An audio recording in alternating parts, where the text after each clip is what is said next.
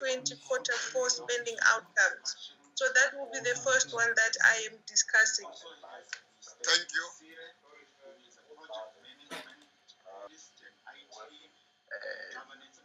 Your audio is off there. I think Your audio is off there. we're having a wrong presentation. Yes, yeah, Chairperson. That's why I'm just asking the IT guys to allow me to share my own presentation. Yeah, please, let's, IT, please can you allow Dr. Mampo to run with her presentations so that you make sure that we're in the same page, figuratively and literally. So right now we're having a wrong one because it's on PSC. So I don't think that's where we are. Can you allow Dr. Mampo to give us her presentation? Please. So, Chairperson, may I continue while we're still sorting out the IT? I will take the honorable members through the slide numbers. So, as I said, the first presentation I'm doing will be the fourth quarter spending outcome for the department. So, Chairperson and honorable members, basically what I'm presenting to you today is the outcome of the 2019-2020 fiscal year for the different departments. So how we have structured the presentation for you is that one, we look at the summary spending, the key departments that we think we should be reporting to Parliament for their spending outcomes. But there's a very detailed presentation per department at the end of the summary where we won't go through it, but we presented it so that we make it easier for honorable members to basically assess and analyze the fourth quarter outcome. So basically, moving on quickly, Chairperson and honorable members, to slide 3, that is entitled Summary of the Spending. We basically looking at the outcome of 2019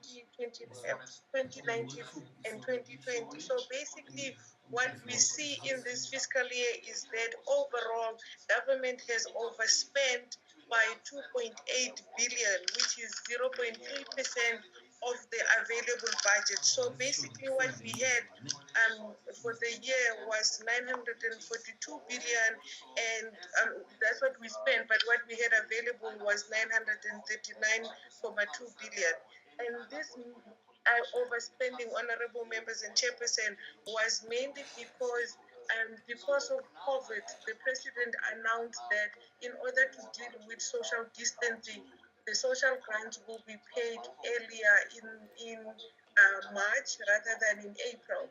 So because the spending of the department has to be registered on the day that it's spent, we had to register the 12 billion of social development in this year. So it wasn't because of poor budgeting by the department, but it was because they had to respond to the COVID pandemic. Therefore, they overspent this year by 12 billion.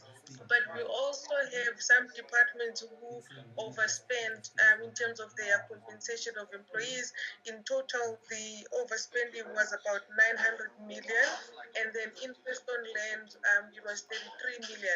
But for goods and services, payment for capital assets, as well as payment for some of the financial assets, we saw some of the underspending there by 6.4 billion for goods and services, 3.1 billion for payments for capital assets, and 674 million for payments for financial assets. So, honorable members and chairperson, just moving to slide number 4, it basically gives you a more detailed explanation of the social grants as I've explained now, but it also gives you an explanation of some of the overspending of the Statistics South Africa, because they have overspent it for their compensation of employees budget, and this is because of some of the unfunded positions that they had to fill because of pressures in the system. So basically, the overspending, honorable members, for these departments, it means they will have to come to Parliament to ask for endorsement. And so Section 34 of the PMFMA does allow the department to come to Parliament and explain why they overspent, and if then it will be up to Parliament to either endorse or not endorse the overspending fight. But for both departments, especially for social development, we will be supporting their application because this was mainly a response of a pandemic rather than a poor budget system. Moving on to slide 5, Chairperson and honorable members, we still, despite us overspending for the year, we still have departments that underspent. And the first department that underspent was COPTA, which is the Cooperative Governance and Traditional Affairs, and the underspending there was 3.6 billion. And this, Chairperson and honorable members, was mainly because the Nelson Mandela Bay municipality, we had to invoke section 214 of the Constitution, and that resulted in Treasury withholding the local government chairperson who shared to the municipality, withholding the public transport network grant, as well as withholding urban settlement development grants.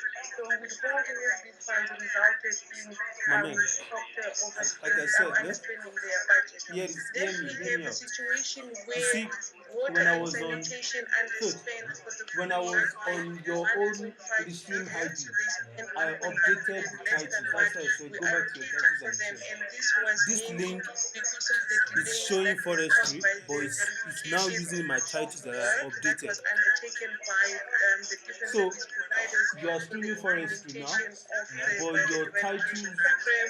are Some of on the draft relief measures, standing SAPs, committee on came appropriations. from state, as Please well check as it some of the and implementation change it of the again. COVID-19 interventions across all municipalities You get me? which have been incomplete. So there's some of the money there that was underspent. And then we have the Department of National Yes. Treasury, where we saw a large underspending Leave due alone. to other Didn't departments, where they recorded an underspending of 855 million, and this was mainly due to slower than expected spending in the IFMS, because I was as on well your as the delay in yes, the we were the same appointment thing. of professional That's why I service couldn't providers stream that to time. implement the IDMS system. There's I think other next time they will just write areas where they showed that underspending, but mostly it was because of some of the programs in the IFMS. Then, Chairperson and honorable members, on slide 7, where we look at the different developments in the personnel spending of the department, we realize, the first thing that we looked at was the defense force. Honorable members, you will realize, or you will remember, that the defense force has been having difficulties in looking at its staff complement vis-a-vis the budget that has been allocated. So basically, because of the increase or the cost of the wage agreement, the department is struggling to remain within the ceiling that has been imposed. So basically, what it means is that the cost of compensation for the department is growing faster than what has been allocated in terms of the ceiling. Therefore, we saw that this year they overspent on their compensation budget by 2.6 billion. But what they had to do was to find money somewhere else in the different areas to try and cover for this. That's why overall the defense force didn't overspend as a vote, but they did overspend in terms of their compensation budget. But you also have departments within the same function, honorable members, where correctional services, they still have an underspending on their compensation budget of about 709 million, and this is mainly because they decided not to fill in some of the positions that were vacated due to natural attritions, and also there were some delays with the payments for the applications of the early retirement without penalties of the pension benefit. Because we also remember, honorable members, we did introduce the early retirement, and there were certain people in the Department of Correctional Services that took the packages. So the delayment of those payments resulted in some of the underspending, and then police is the same thing. The vacant posts have increased from 2,983,000 Just to send the links here. 2,983, and they increased to 5,077 at the end of the fourth quarter. And this is mainly as a result of natural attrition, and because they were worried about remaining within the standing ceiling, they decided that they will only fill most of these vacancies that are critical at the end of the financial year. And because it takes longer to fill up positions, you will always have a lag between the time you advertise and finish the recruitment process.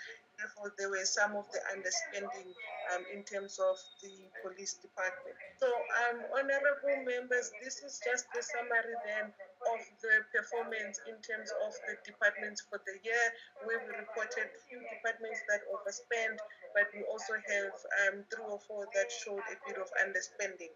I will now move on to the quarterly expenditure reporting for public entities that is part of your pack, where I'll be going through the entities that we monitor that are Schedule 3A and 3Bs. But basically, these are the entities that public finance manages, and then the entities such as your ESCOM and the SAA will be reported to by the asset and liability team, as I said.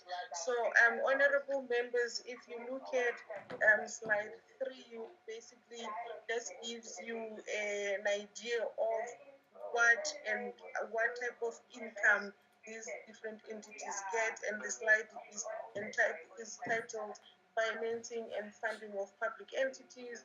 When we move to the next slide, that is challenges in reporting on public entities. This is just background information, honorable members, so that we just remind you the reason why you would have national departments reporting on the full year, but you have entities that are reporting on the third quarter because there's a delay. Then this next slide that has 2 also looks at furthermore explaining the different issues that we face in terms of reporting on these entities. But just moving straight to the entities, chairperson and honorable members, basically the first one that we're looking at is the compensation fund. And what we have seen is that they extended the previous year's assessment period, which is 2018-19, and by doing that, they managed to get more revenue. So basically, for the third quarter, they estimated that they were going to get about. They estimated that they're going to get about 6 billion in terms of income, and I mean 6 million in terms of income. They ended up getting about 14, and this is so the fund received about 7.2 billion more than what they projected, and this is mainly because of the assessment period that was extended.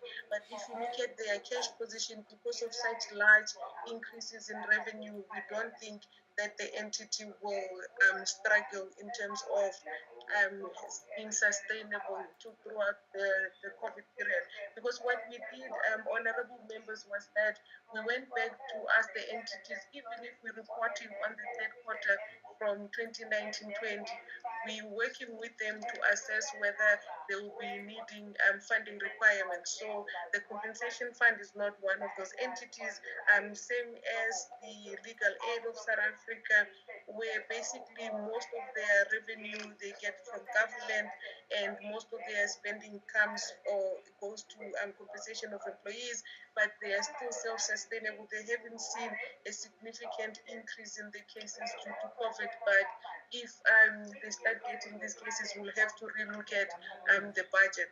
And then in terms of the National Empowerment Fund, this fund faces a risk, honorable members, that if the different small businesses that they lent money to are unable to pay, then this will affect their revenue. Basically, I'm on the Empowerment Fund slide. So what they have done to respond to COVID, honorable members, is that they introduce what they call a COVID Black Business Fund, where they allocated 200 million, and this is a concession. It's going to be in concessionary loans of between 5,000 and 10 million, and they're very strict on what the businesses must buy. And this is expected to help the businesses buy machinery, equipment, and some of the raw material rather than it being an operational loan. So they're trying to make sure they assist businesses to survive. So for now, we're monitoring them closely, but we will have to see as the year goes how many businesses are unable to pay and whether they'll be able to deal with their deficit. So this is what they have done so far. When we come back to you in the next quarter, we will respond on, or we will come back and let you know how was the uptake of these concessionary loans and how far are they in distributing the loans. Moving to the National Health Laboratory Services Chairperson and honorable members, the finances there have been quite sustainable. Their cash balances increased from 2.2 billion at the start of the quarter to 4.4 billion, and this was mainly due to provinces paying them more than what they expected. And because they're testing for COVID, they will still have to bill all of these different provinces. But as you may be aware, there's funding that's going to be provided to municipalities and departments to pay for these tests. So we think that once they bill the provinces, then and then the departments, then they won't have financial issues. The National Research Foundation is still stable, and their revenues are projected to be 4.5 billion for the year, and this was they received 4 billion for the quarter, so they bit sustainable. We don't see we haven't seen any impact of COVID on their financials for now. And then the National Skills Fund chairperson, basically, as you would know, they receive their revenue primarily from the skills development levy, and this is it's mandatory for the businesses to comply, of course, with us. So for now, we don't think that they'll be having problems. And you can see they've been spending less. So basically, they spent 1 billion less than what they said they were going to spend on transfers and subsidies. And this was because of the delays in implementing some of the centers of specialization programs and rural development projects. So even if this is not a good understanding, but I mean they're still sustainable. So we didn't see a sharp decline in their revenues. The National Student Financial Aid Scheme, this is fully funded, chairperson and honorable members. There hasn't been any significant overpayments or shortfalls. Even with COVID, the National Student Financial Aid Scheme is still able to give the students the funds that they require. So we haven't seen anything that we might see a problem. But the one thing that we notice is that they're spending less under transfers and subsidies, and this is mainly due to delays in receiving some of the grant funding from funders other than the Department of Higher Education. So at the end of the quarter, their cash at the end of the quarter amounted to 13.7 billion, and this is 1.6 billion more than what was estimated at the time of the start of the year. And then passenger rail agency of South Africa chairperson, the problems there I think are well known by the committee. And while there's now an administrator, the administrator is still trying to change the way in which PRASA does its business. And we hope that once the administrator deal with the governance issues, the administrator will be able to he will be able to start pushing the funding, because what we're seeing in PRASA is that they're still sitting with surplus funding, and they will need to basically start investing in capital spending. So basically, the problems of PRASA, they're not financial; it's more governance. But we think that the appointment of the administrator will assist will assist PRASA in order to deal with this. The road accident fund, the committee members asked us to do a detailed analysis of how other schemes at different countries work, and we submitted that, chairperson and honorable members, on the day we presented on the appropriation bill. But basically, the road accident fund continues to struggle, and it doesn't help that we had the lockdown, so the fuel volumes decreased considerably. So it means the money that they were going to get in terms of the fuel levy is much lower than what we anticipated, making the problem even worse. But the biggest problem in the road accident fund is not the fuel volumes, it's more of the nature of the fund. And as the honorable members would know, the bill is still in with the committees. So basically, the faster we push the bill, I think we will be able to deal with some of the issues of the road accident fund and the South African National Parks. Chairperson and honorable members, this was a very good entity where the finances were stable. Even in the quarter, they were sustainable. They generated their revenues from gate fees, accommodation, conservation fees. But because the tourism sector was hard hit, the revenues collapsed. So we're still working with the Department of Environmental Affairs to basically look at how can we assist the entity, because it's not because of COVID, but it's more because of the collapse in their revenue because of the way in which COVID has affected the tourism sector. So while we're presenting the third quarter numbers that look sustainable, because COVID started in end of March, when we come back with the first quarter numbers for 2020, you will see a considerable decline in their revenue. And then the South African Revenue Services chairperson, you ask us that we must send you a report that explains how far they are with their ITC system and how much have they spent in implementing those.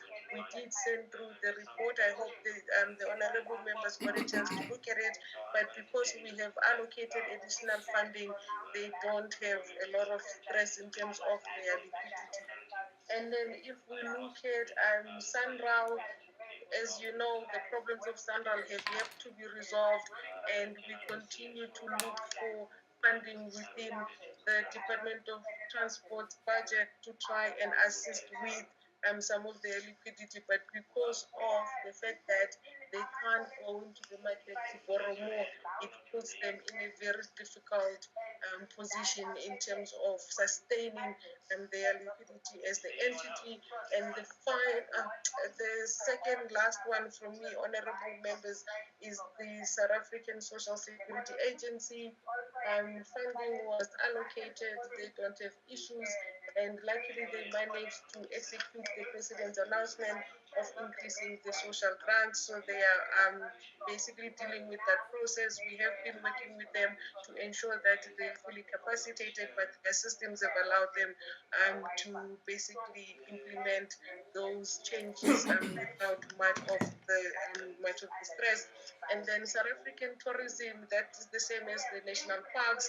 And lastly, chairperson, the unemployment insurance fund.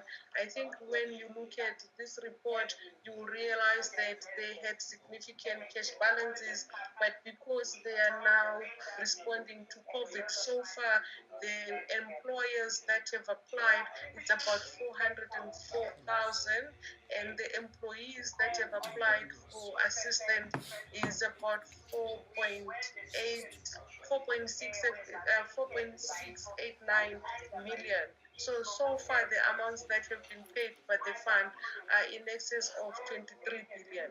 So the cash balances that they had, the surpluses that they had in the third quarter, most of those will be used up to deal with the COVID pandemic. Hello?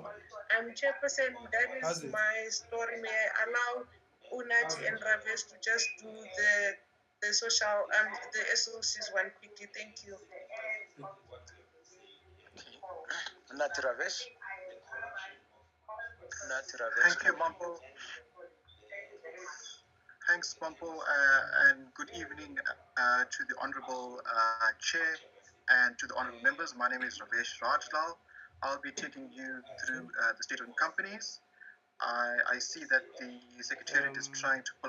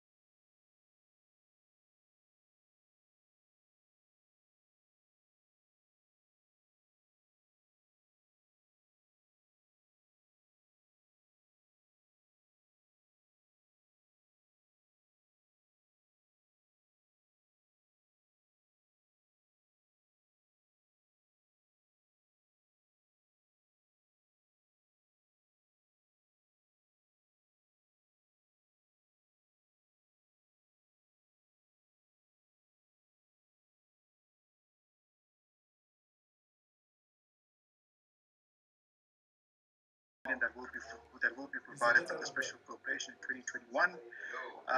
Chair, if I then move on to some of the issues around the Airports Company South Africa. I think what we've seen in terms of the Airports Company South Africa is that if you look at their historic performance, they basically have been recorded cumulative profits of around about 7.9 billion between 2013-14 and 2018-19. They've increased shareholder value by 8.9 billion, and they're one of the few entities that have actually paid dividends to the shareholder, which is about 1.5 billion. But what we've seen in this fiscal year is the impact of COVID-19 and how it's negatively impacted, the revenue. So what we've seen from the Airports Company South Africa is that the air traffic volume would probably decline by close to 50% in 2021. They forecast net losses of around about 5 billion over the next 3 years. What's basically happening is from their side, they need to look at how can they reduce the operational expenditure. So they have made headways in terms of that, where they will reduce operational expenditure by 1.2 billion per annum. which includes 300 million rand in terms of their own employee costs. And also, they've managed to contain, the capital expenditure, and they to at least 1.4 billion in 2021 to help them with the liquidity pressures due to the fact that they will have reduced revenues for this fiscal year. In terms of the support that will be required to assist AXA, Chair, if you recall, that they have got no government support in terms of government guarantees, but what we could see is that they would be requesting a 3.5 billion guarantee to assist them for a 3-year period, and that we also expect that the total funding that would be required over 5 to 6 years will be in the region of 10 to 11 billion. And so that's still in the process of being formalized in terms of a formal request from the Minister of Transport to our Minister in terms of the support that will be required. Chair, then if I move over to Danelle, in terms of the support that's been provided to Danelle in terms of the recapitalization, Chair, there was an amount of 1.8 billion that was provided to Danelle in 1920. They've got guarantee facilities of 6.93 billion, and there is a further funding of 576 million in terms of recapitalization that will be provided to Danelle in 2021 to reduce the government guarantee debt. What we've seen with Danelle is due to the impact of COVID-19, we've seen that they've had significant strain in terms of their working capital and the operating requirements to generate cash. We anticipate that they would require support from the fiscus, but however, we have stressed to Danelle that they would need to to demonstrate how they reduce their operational expenditure. I think we've seen that in terms of the salary bill being reduced and so forth. And but what has happened with COVID-19 is that they've not been in a position. Why don't you switch on your video? We are talking, but we don't see you. And if I may, can I request the oral members to have their videos on, please? Chair? Yeah, please. We just mute our microphones, but let's have our videos on. Okay, please continue. Chair, I'm just checking if you can see me. Very well, thanks, Ravesh. Yeah, we can see you very well. Yeah, thanks. Continue. Thanks, Chair. Okay, in terms of Danelle, Chair, what we've seen is that they've not been able to actually honor their financial obligations in terms of salaries. As I've mentioned, they've managed to reduce or not pay full salaries. They've only paid about 35% of the salary bill. They've also delayed payments to the medical aids and in terms of tax and UIF. And they've also were not in a position to pay interest payments on the 11th of June, so we had to assist to release part of the 576 million, which was about 72 million to help the entity pay its interest payments. And what we've seen just in the last week or two in terms of Danelle is we've seen that there's been a demand for payment from one of its creditors. So it looks like there could be more claims being made, against Danelle, as it is not in a financial position to pay its creditors. So what we could see is that the entity could be placed under business rescue fairly soon if it's not in a position to repay or pay some of its creditors. But Chair, even pre-COVID-19, I think what we've seen with Denel is the fairly slow implementation of the turnaround plan. I think we've seen, for the last 2 years or so, that they haven't been in a position to sell all of its non-core assets. As well as the property portfolio. They've also moving fairly slowly in terms of stretching equity partnerships as well. And we also need to understand what is the future state of Denel in terms of its role that is expected to play in the defense industry. So there's a lot of work that's been done around that with Arms Corps and the Department of Defense, which will then inform the future state of this entity. But Chair, what we're seeing as well is that we could see Denel reporting a year-end loss that is at the end of March 2020, year-end loss of 1.8 billion. With a position of 3.3 billion as at the end of March 2020. So, Chair, what we're seeing is that this entity would probably require some sort of assistance, but it's still at fairly early stages in terms of the support that may be required in terms of the amount. But we are engaging with them, on a regular basis. But the emphasis that we're placing on the entity is to also look at internally what savings it can find to help with its operational cash flow. So, Chair, that's just a brief overview in terms of Denel. I'm just mindful of the time. We've got 3 minutes left to make the 7 o'clock deadline. Chair, then moving on to the post office. You can go to 5 past, 10 past. Thanks, Chair. Thanks, man. I was just rushing through the presentation. Thanks a lot.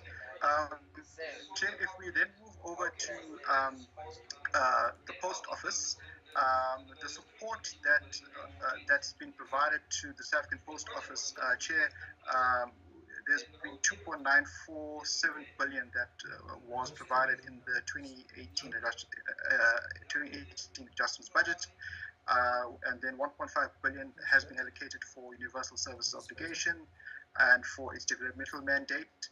However, there is no government support in terms of government guarantees that's in place. Chair, what we've seen in terms of the impact of COVID-19 is that that the post office has estimated that it has negatively impacted its operations in terms of support that could be required of 1.89 billion. However, Chair, I think we just want to stress that this is still very, very draft numbers. We're still engaging with the post office on this because in terms of the 1.89 billion, 116 million relates to revenue loss for March 2020 and so forth, and there's also some of the support that could relate to issues to pre-COVID-19. However, we all stress that the cost base of the post office in terms of its employee cost, it's about 60% of its total expenditure. So we need to look at how we can manage the employee costs. Chair, in terms of the other challenges that we see at the post office is that we need to see a restructure of the entity. In terms of what role does the post office play, as a delivery arm to government. I think that's very important. I think it is repurposed just to understand exactly what role it should play. And and I think just on the restructuring part of it, we also need to understand what support could be required, but at the same time, we don't want to really encourage that the entity applies for support, but we really need to understand what is the purpose of the post office. We need to understand its future and its role. I think, Chair, just to that point as well, I think just in terms of the management structures as well, I think there we see that it has an acting COO, CFO, and CEO, so there needs to be permanent appointments there just to ensure that there's stability in management. And that there's also implementation of its restructuring plan, because without that, we see that the restructuring plans would not be implemented. So there needs to be, those permanent appointments made. And Chair, what we've also, seen as well from the board is that, that the board is also fairly new to the entity, and they really have not, demonstrated their responsibility as actually set out in Section 9 of the SAPO Act, which charges the board with giving effect to the strategy of the entity and directing the CEO regarding the duties of the post office. So, Chair, I think just in a nutshell, what we're saying is that the management needs to be appointed in terms of permanent COO, CFO, and CEO, and also the board is fairly new, so. There needs to be, a lot of work done in terms of ensuring that the management is permanent, and that they also do implement the turnaround plan, but also that the shareholder also needs to play a part in the restructuring and the repurposing of the entity itself. Chair, if I move over to the SABC. Chair, what we want to also highlight on the SABC is that, Chair, and the honourable members, is that you would recall that there was 3.2 billion in 1920, and that they have no government guarantees in place. We do have monthly monitoring meetings, and what we understand from the entity is that they still have 1.7 billion that's remaining from those funds of 3.2 billion. So that which they can still utilize. In terms of support, or what we could see from the impact of COVID-19 from the SABC, is that they do forecast a revenue loss of 1.5 billion for the 2020-21 financial year. So they have indicated to us as a National Treasury that it could impact the revenues of 1.5 billion, and that we could see a request of 1.5 billion in terms of support. However, we have implored the SABC to look internally at how it can save costs in terms of finding savings as well. So, Chair, I think the theme throughout this presentation is while the entities are requesting support, we are also imploring the entities to find savings internally in terms of their cost base, so that they can fill that liquidity gap. So, Chair, there could be 1.5 billion support, but we are engaging with the SABC. In fact, we have a meeting in two weeks' time, just to understand this request and to see how far they've gone in terms of cost savings. Chair, just to in terms of the SABC as well, what we've seen from them in terms of the impact of COVID-19 is that they have also highlighted that they have lost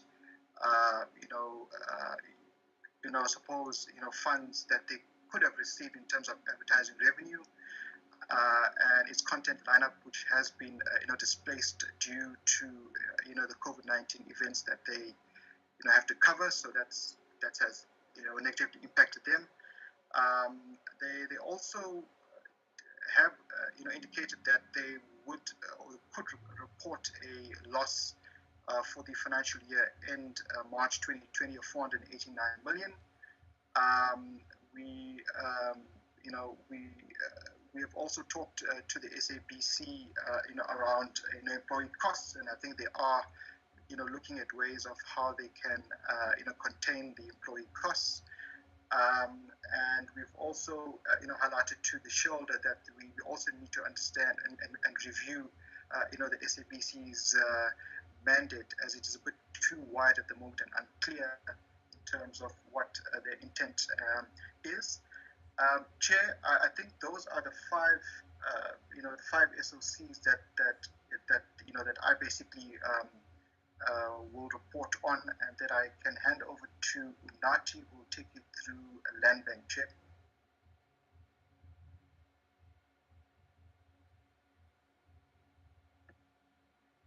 Unati, please come in.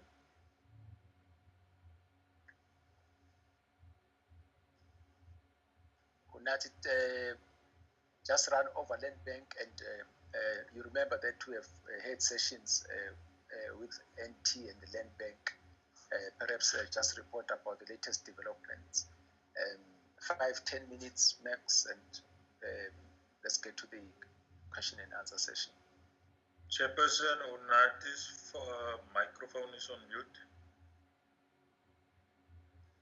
Unati, please. Thank you. Unmute. Thank you, Chair. I'm back. But did you hear my my input as far as Land Bank is concerned? Yes, Chair. Okay, please come in. Okay. Good evening, Chair and honourable members. I will be brief. Indeed, the Land Bank was before this meeting last month and gave a comprehensive update. So, in terms of the financials, they are in a place now where they are currently being audited. And we do unfortunately expect, results that are no improvement in terms of what has been reported to this forum before. And you will recall that they have been in a position whereby their net interest margin, that is their main source of revenue, has been shrinking. Operational profits have been shrinking. Their cost-to-income ratios have been increasing over the years, and their non-performing loan ratios has also been increasing in terms of the 5-year ratios or outlook that they had shared with this meeting. So in terms of what currently underway, that the National Treasury is working very closely with the Land Bank on, I need to remain high level. I do need to say this, Chair, just because of the nature of the negotiations with lenders that are currently underway, and the legal agreements that are in under discussion.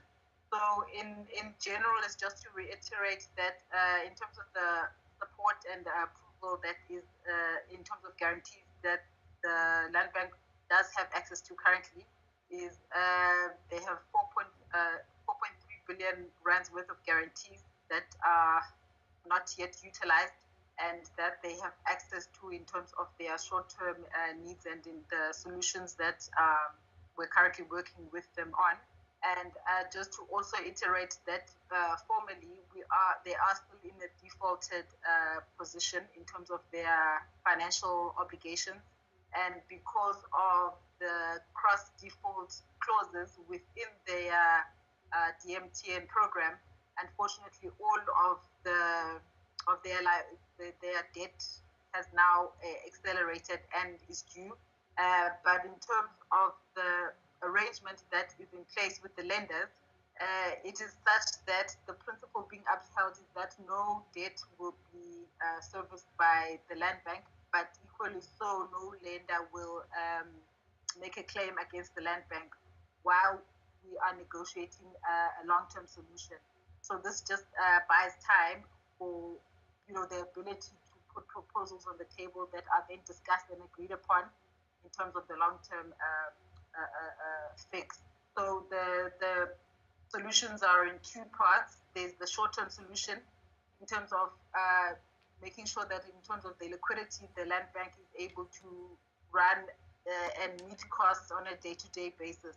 So that is the solution that is being sought, so that we have enough time to have a full review of the operating model, a funding model that then makes sure that we have a sustainable land bank of the future.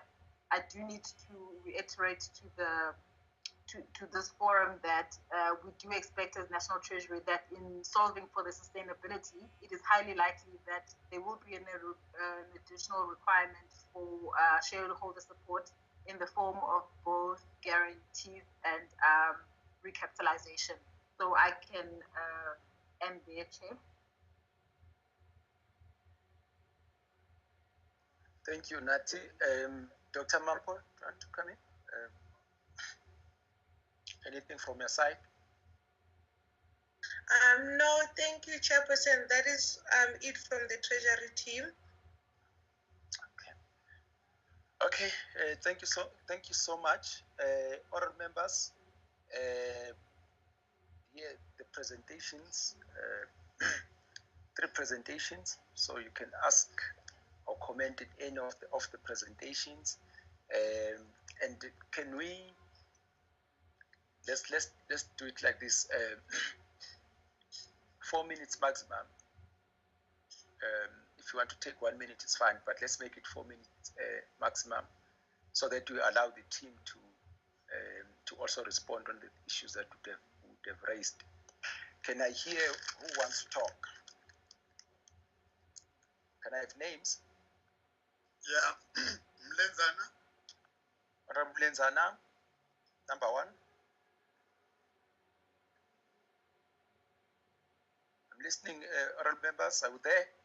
Please, Peters, please unmute. Dennis Joseph. Honorable Joseph. Good evening, Honorable Joseph. I didn't see you. Sorry for being late. Meeting. No problem. Welcome. Honorable Dihali. Honorable Dihale. Kaiso. Honorable Kaiso. Matafa. Matafa.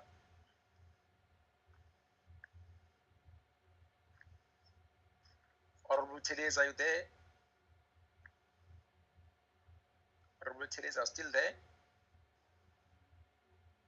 Okay. Honorable Sarupen? Honorable Sarupen, are you there? Okay. I know that some other honorable members are having connectivity problems. Please, can they indicate once they are back? And Honorable Nzana, can you please break the ice? We have got 4 minutes. Your watch is ticking. Thank you, Chairperson. Good evening to all colleagues and ladies and gentlemen. Dr. Mampo and the Treasurer. Good evening. Dr. Mampo, are you there?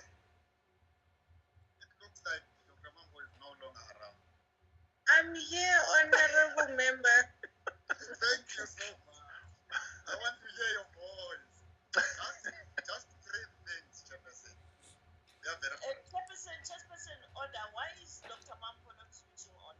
We have been asked to switch on. Yeah, she must. Dr. Mampo, she might be challenged. You want to come in, Dr. Mampo? I was saving airtime, Chairperson. No. If there's no other, please come in. Yes. No. Come in. You are leading the team. We can't not see you. Yes, You know these days technology is very dangerous. We may be talking to a ghost, thinking that we are talking to you. Yeah. Please start. Just 3 things, Chairperson. One, of course, let's welcome the presentations from Team Treasury. You are always spot on. Then one, Dr. Mampo, you always referring to COVID-19 in this presentation. Are you lobbying us, making us ready, come presentations of your adjusted budget on the 24th going forward? Because it looks like you are now pushing as low as that, whereas we know that we are completing the cycle. The second one would be, though she didn't mention Chair, Dr. Mambo, you have vote 2 in your report, and that vote 2 is left blank. For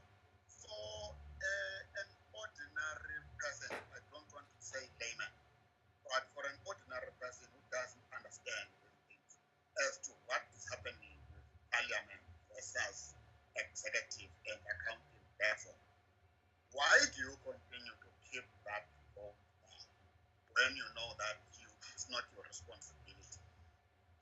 Why?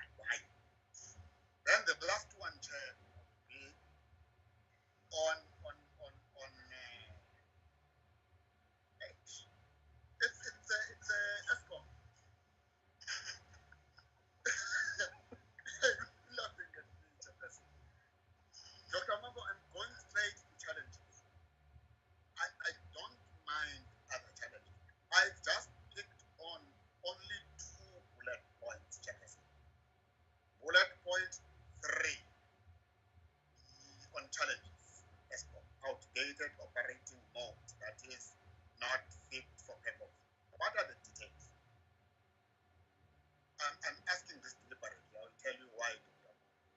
Then the last bullet, delays, we're talking defects, we're talking cost overruns, indicated programs and all. And in brackets, you're saying, what are the details? We don't want to live with an elephant in that room, Dr. Mambo. This has been a history, I told you, from 2009. Now we are talking 2020. We are talking delays. We are talking defects. We are talking new build. Thanks, Chairperson.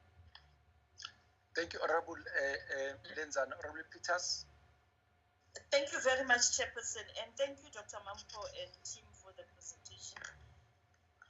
Chairperson, I'm going to be very short. I'm going to surprise you. Dr. Mampo. I believe you, Honorable Peters. Yes, Dr. Mampo, in the fourth quarter expenditure report, you speak about the decision by DSD as per the announcement by the President within the national disaster, state of national disaster, to accelerate or fast track the payment of the grants before the end of the month or before the beginning of April. I don't think, for me, I don't think it is a problem per se, primarily because it straddles, maybe because it straddles the 2 financial years.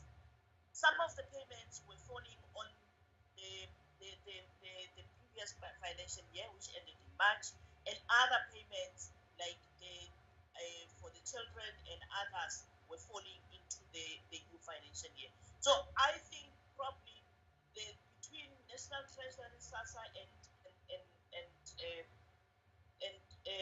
what is this? And DST, that matter probably it's a book entry type of something that needs to be dealt with. I don't know, but I couldn't just understand why it can be a problem. Then the issue is with regards to COPTA. You are saying COPTA, there was a problem with regards to withholding the funds.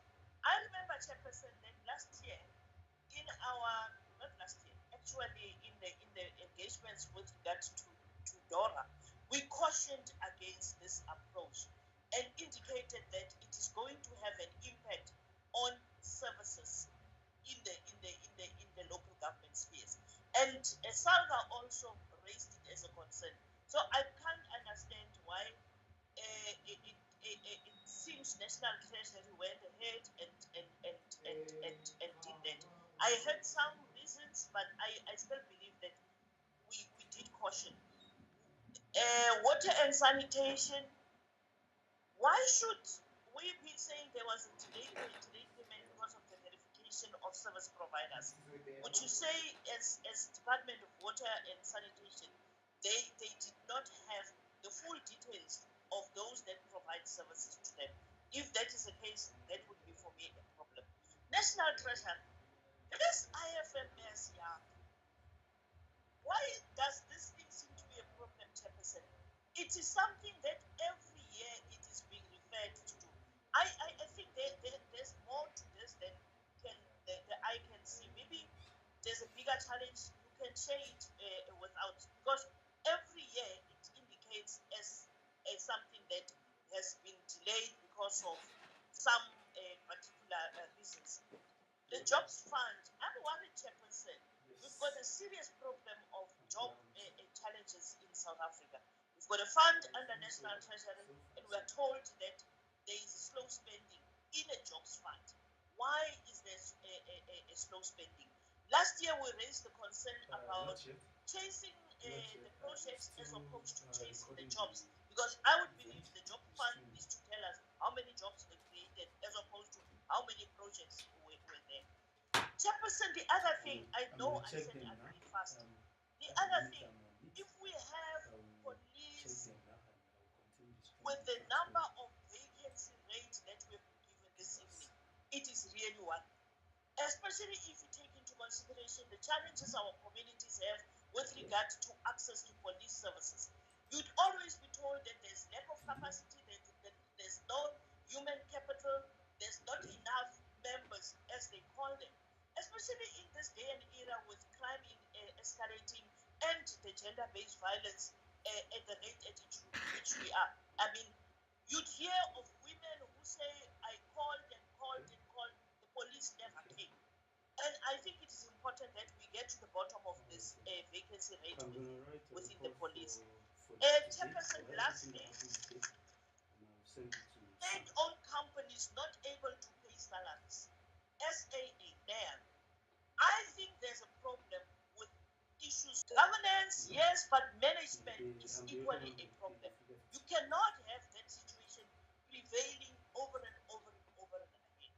We're happy with the process the president has announced, but it will be something that comes at the tail end, because people are already suffering, even before COVID, because of this lack of payment of salaries. And especially the non-party monies that have been already drawn from the salaries. I think we need to also follow that. Managers must be held responsible for this serious maladministration. The post office, Dr. Mampo, is the post office having these mandates that it has been given? Like, for example, now we are told the 350 rand is being I'm sure you have seen those videos when people say, people are waiting. Post office in the Northern Cape, we are told they indicated that they only paid something like 380. And if you look at the vastness of the Northern Cape, Chairperson, you do political work here, you would know that that is really a serious challenge. The post office has got a mandate also dealing with transport services, with licenses, and also with the set-top boxes of Department of Communications. People have been waiting for a number of years. Asian people are dying waiting for set-top boxes. Now they have decided, some of them, to also join a DSTV, which is an added cost to an Asian person. The SABC, Dr. Mampo, I know it's not fair on you to ask you this question. It is a question we need to ask to communications. But does the SABC meet those 3 channels that were established during apartheid time, because they were actually advancing an apartheid type of segregated mandate with your vernacular Sotho line and Nguni line, as well as Afrikaans and English being on SABC 1. And now we've got a 404. So I think it is important that probably with engagement, Chairperson, with communications, we need to say how can they be able to deal with this many channels that they have under one stable. Thank you, Chairperson. I'm sorry.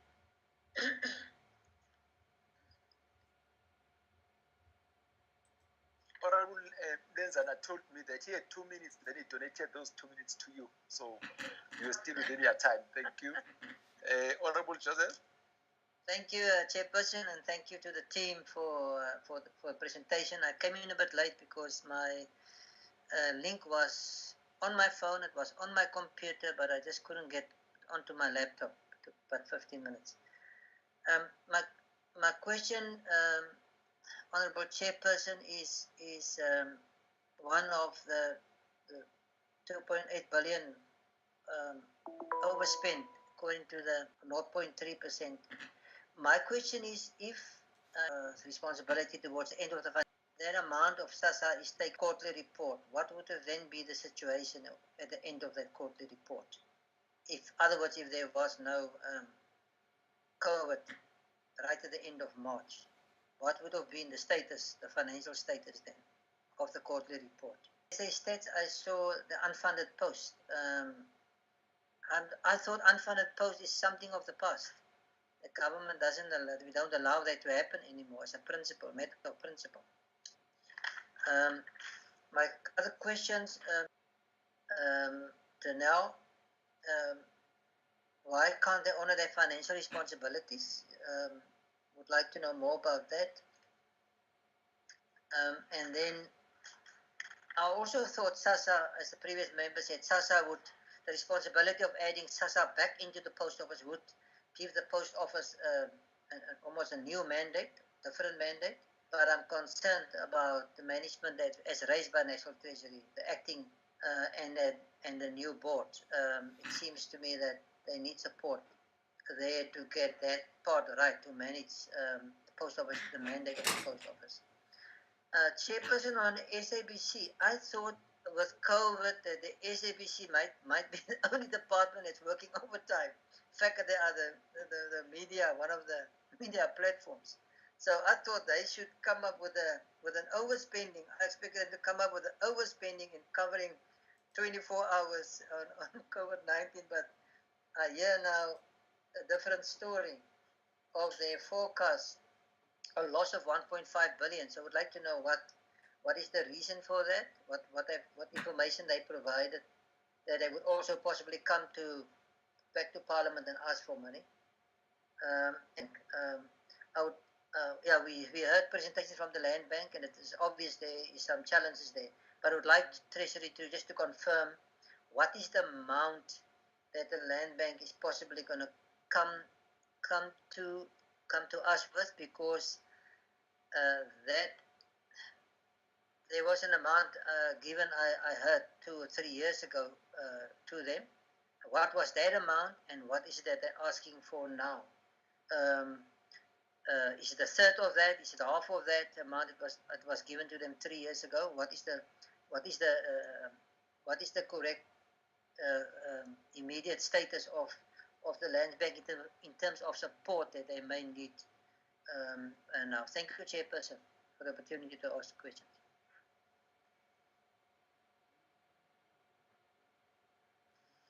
Thank you, Honorable Joseph. Honorable Techale. Thank you very much, Chairperson.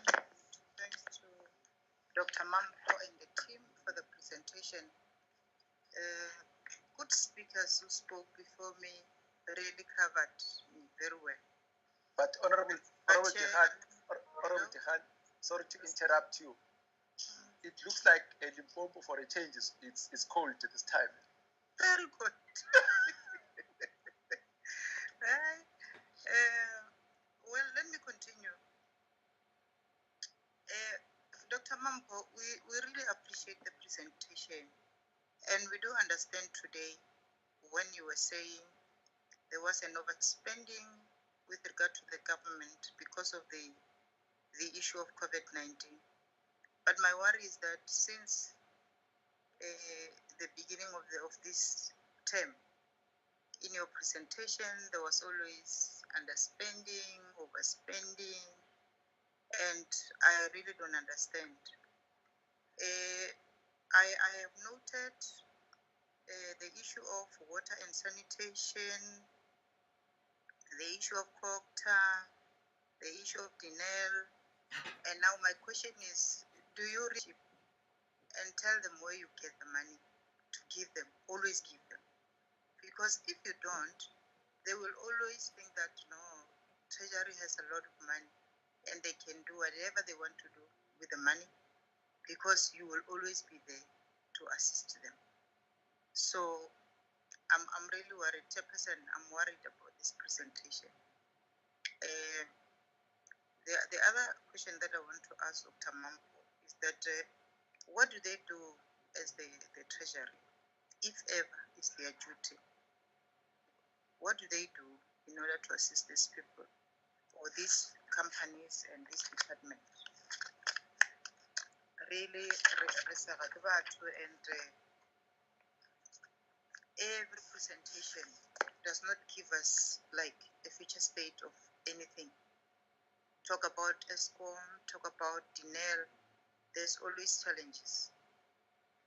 I said from the beginning that members covered me. Thank you very much.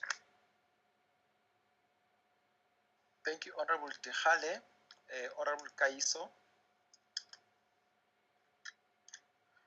Thank you very much, Honorable Chairperson. I just want to thank the presentation made by Treasury and the team. So firstly, I want to go to this question on slide number 5.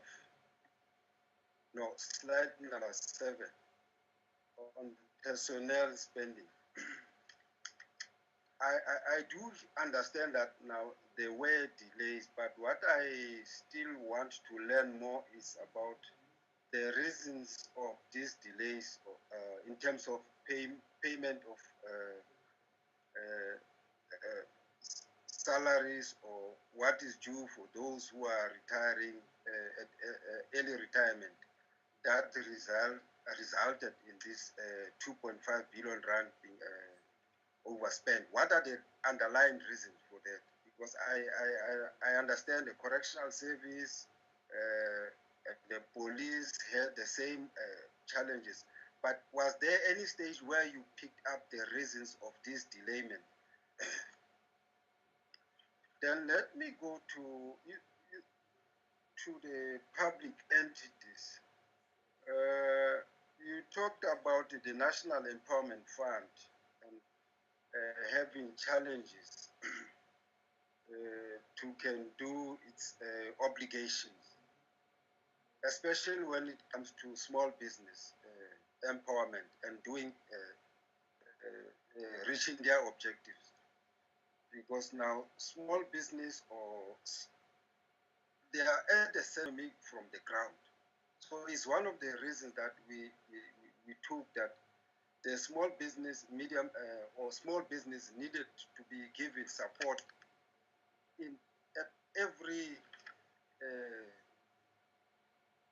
time when decisions are being made when it comes to funding. So I don't know why is this situation not being resolved such that now they are able to breathe as a small business.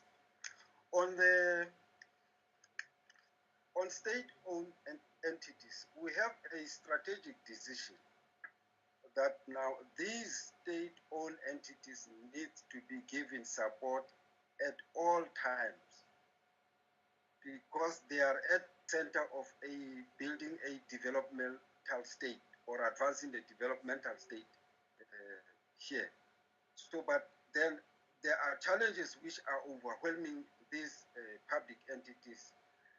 Although some have been, one could believe that they've been deliberately been made to collapse them. There is still a need to support these state-owned entities to play their developmental role in the country. So we cannot forsake their existence. We still believe that there is a need to support them.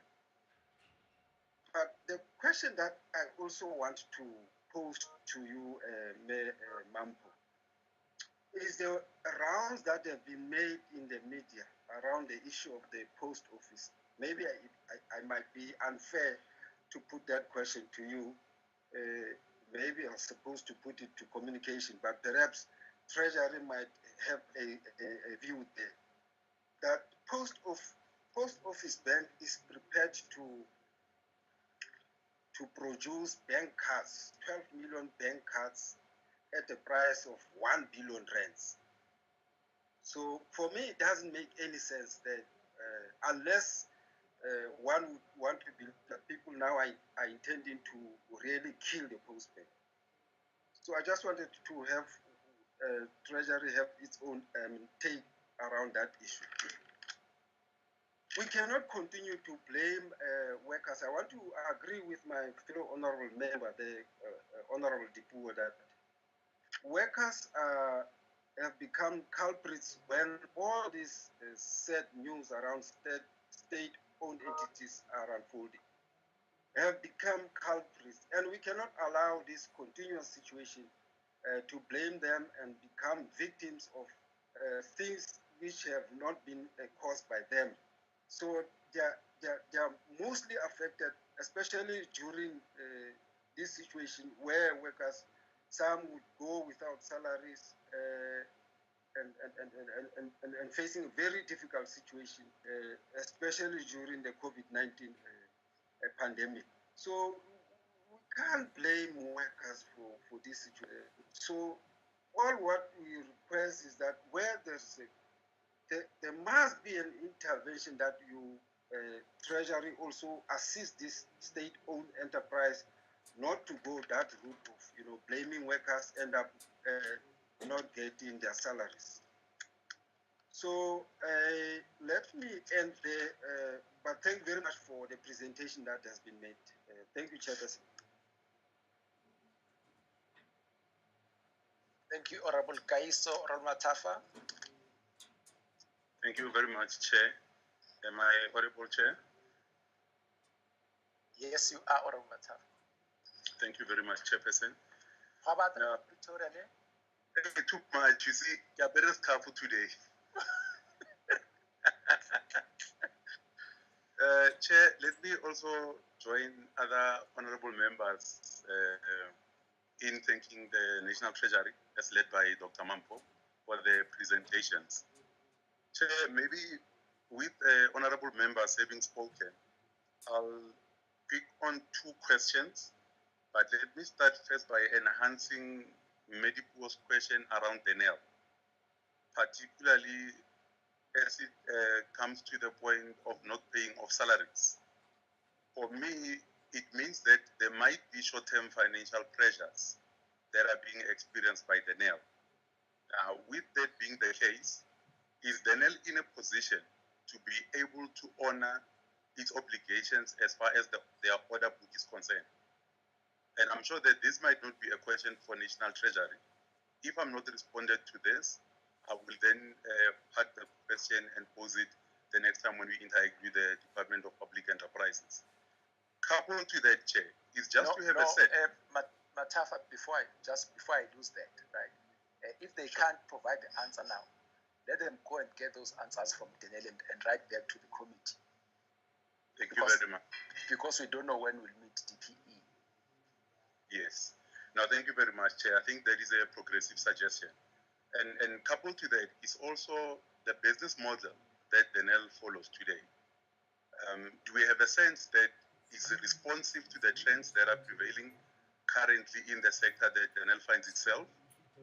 And maybe with what the Chair is raising, I would also be interested to know if whether Team Treasury is able to provide to us a list of all SOCs that are likely to go into business rescue.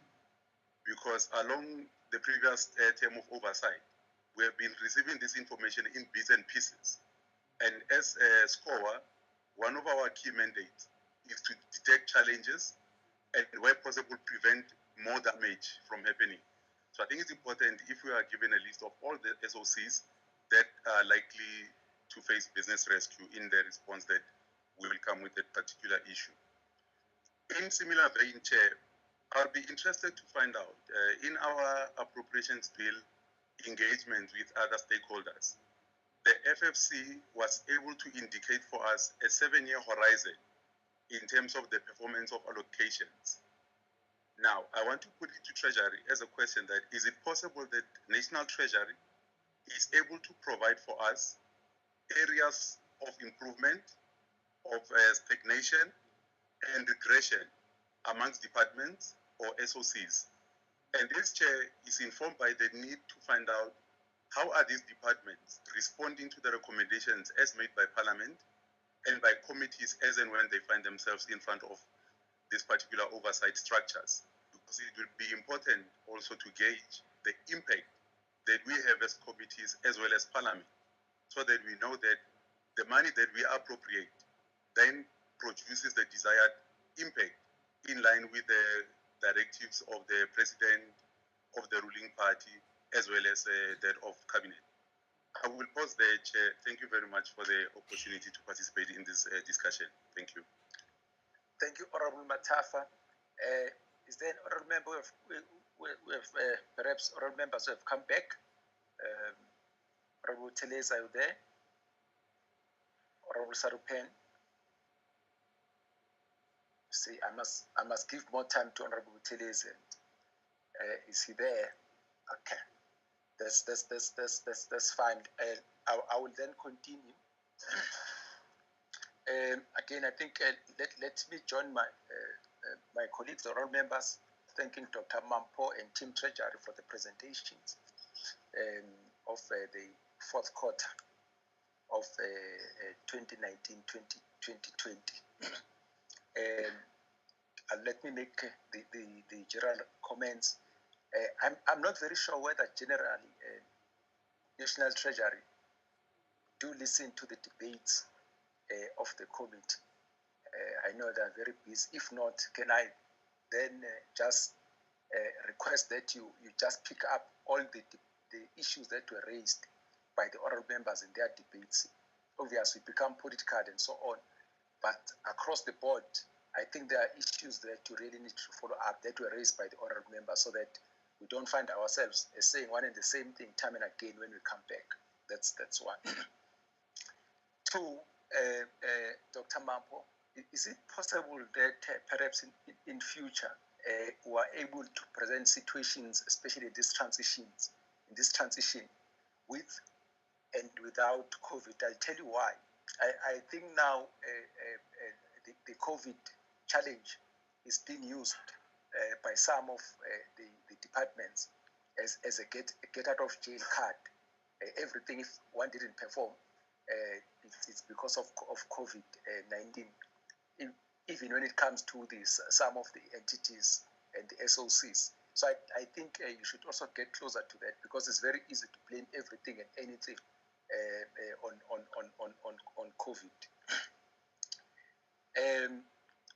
I'm saying this knowing very well that National Treasury ends up having to carry the cross of all the departments and all the SOCs which are not performing.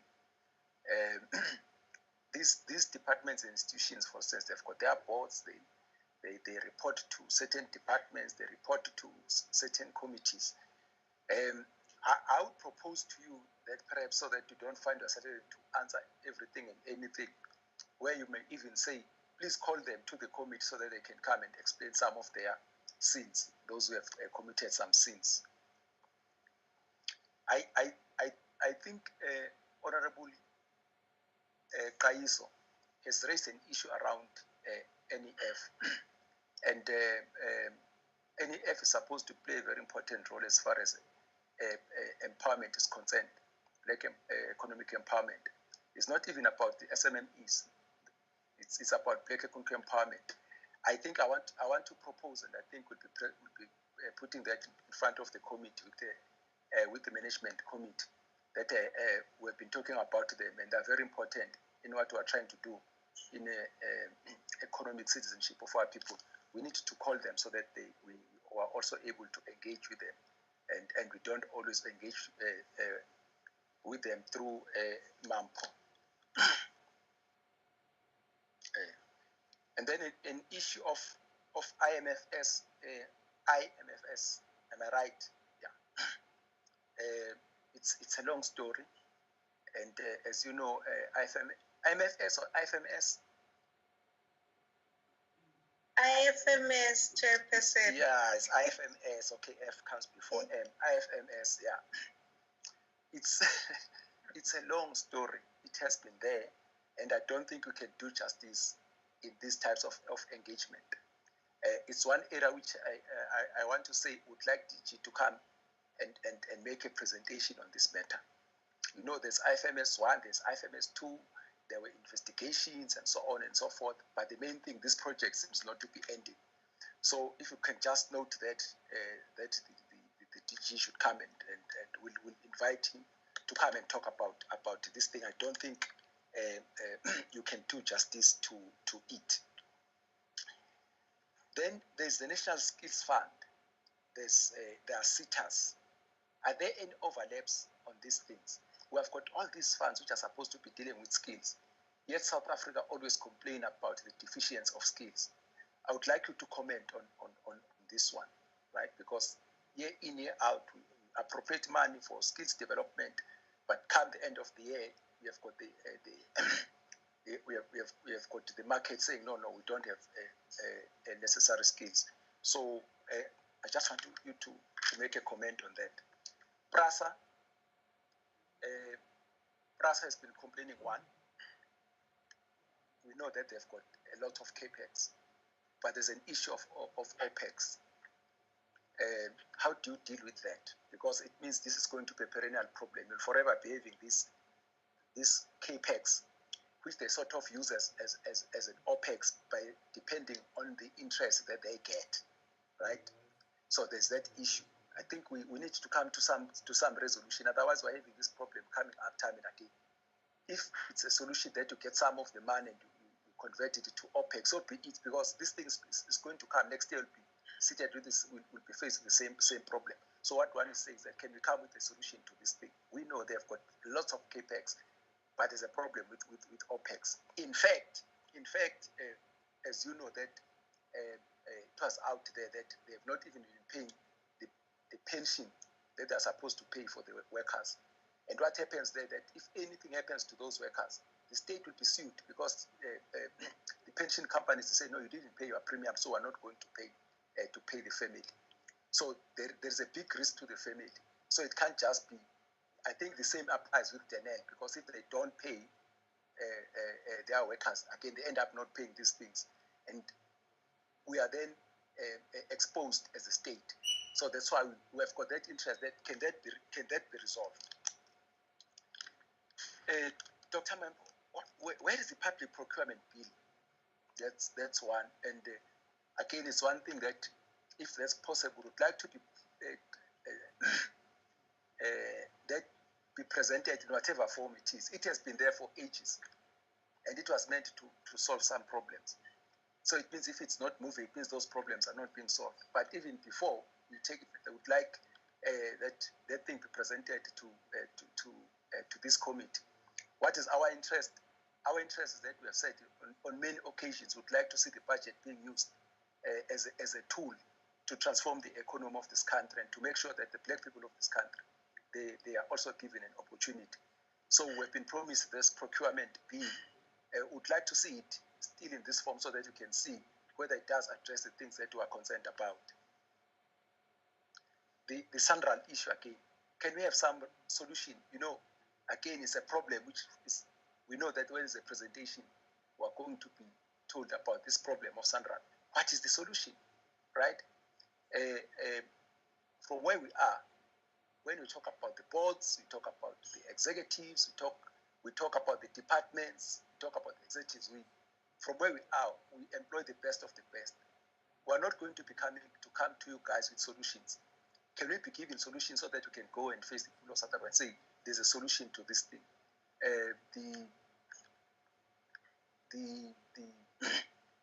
This problem, it's there and it has been there forever. Can we please come with a solution? And I think if that were to be conveyed to the ministers, that we're going to be calling them so that they can come and say, here's the solution to this thing. This thing has been there forever and we don't know what's happening. And can I just stress on this one that with all these things which is happening in the SOCs and so on, there are human beings there. There are people, I think, the jobs that our members were talking about. And for instance, let me share this with you. I've been phoned by several people, even coming from Southern Express, saying that we have not been paid for about 2 months. And these are the people who are supposed to be employed by the state through these SOCs. They are not being paid. And we are going out and we are helping private companies to be able to pay their employees. I think something should happen. And again, can we have a solution to this? And we don't want problem statements now. And people, if they come, this is the solution with the departments who are concerned. So that's very important. As I said, Dr. Mampa, I know that we may be giving you the cross that doesn't belong to you. But since they sent you to us, we are sending you back to them, that this is the issue. The executives, the ministers, and so on, when they come to us, we don't want these problems. Can they come to us? They say, here's a problem that we are having, and that's how we are solving the problem. I don't understand the post office thing. Or let me start by saying, one, there's this question of people who are acting. But I think it's within our control. It's not something which it's out. Why are we having people who are acting? You have got a CEO, a CFO, they're all acting. If you remember what happened at the Land Bank, one of the reasons which was raised by Moody's was this thing of people, when they downgraded the Land Bank, they said there's too much acting, too much Hollywood, right? And therefore there's no stability. That's one. Two, having a new board in an organization shouldn't change things, right? This management, it's one of the things that I think should be dealt with the new management. Management is supposed to be permanent in an organization. So it's one area that, again, I think is created by ourselves, and we must deal with this. And before you know, they come back to you to say they need money. And the board, the fact that there's a new board, it doesn't mean that the management should continue doing its work. The board gets inducted as to what this company is doing and so on. And if you're having experienced board members, they know from day one that they are given, this is the strategy of the organizations, and so on and so forth, and then they move on that thing. The fact that there's a new board shouldn't be used as an excuse. It's not a reason as far as we're concerned, it's an excuse, and it can be attended to. I think they've spoken about the ESCOM thing. The less said about it, the better, and I think my colleagues have covered me on that. But the thrust of my input, oral members, Dr. Mampo and your team, is that if problems are presented to us, we're not experts on those things, right? Can people who are employed to do those things do their work? And then we're giving solutions, even if at least people are saying, we would like the committee to support this solution, and then we engage on that, right? We are giving problems of Denel. We don't know anything about aviation. I've never been in the cockpit. We are giving problems of ESCOM. I don't know how these things look like, right? What is there, what the engineers are doing there. Then you are giving the SABC. I've never been behind the microphone of a broadcaster. So that diverse, and people are there are supposed to be experts on those things. So what I'm trying to underline is, can we be given solutions? Please respond where you can respond. If you can't, say you can't respond, but tell us exactly what is the process that's going to help you to respond to the issues that will be raised. Thank you. Thank you so much, Chairperson and honorable members. I'm going to ask my team to start with the technical questions, and then I will deal with some of the other difficult questions. Thank you.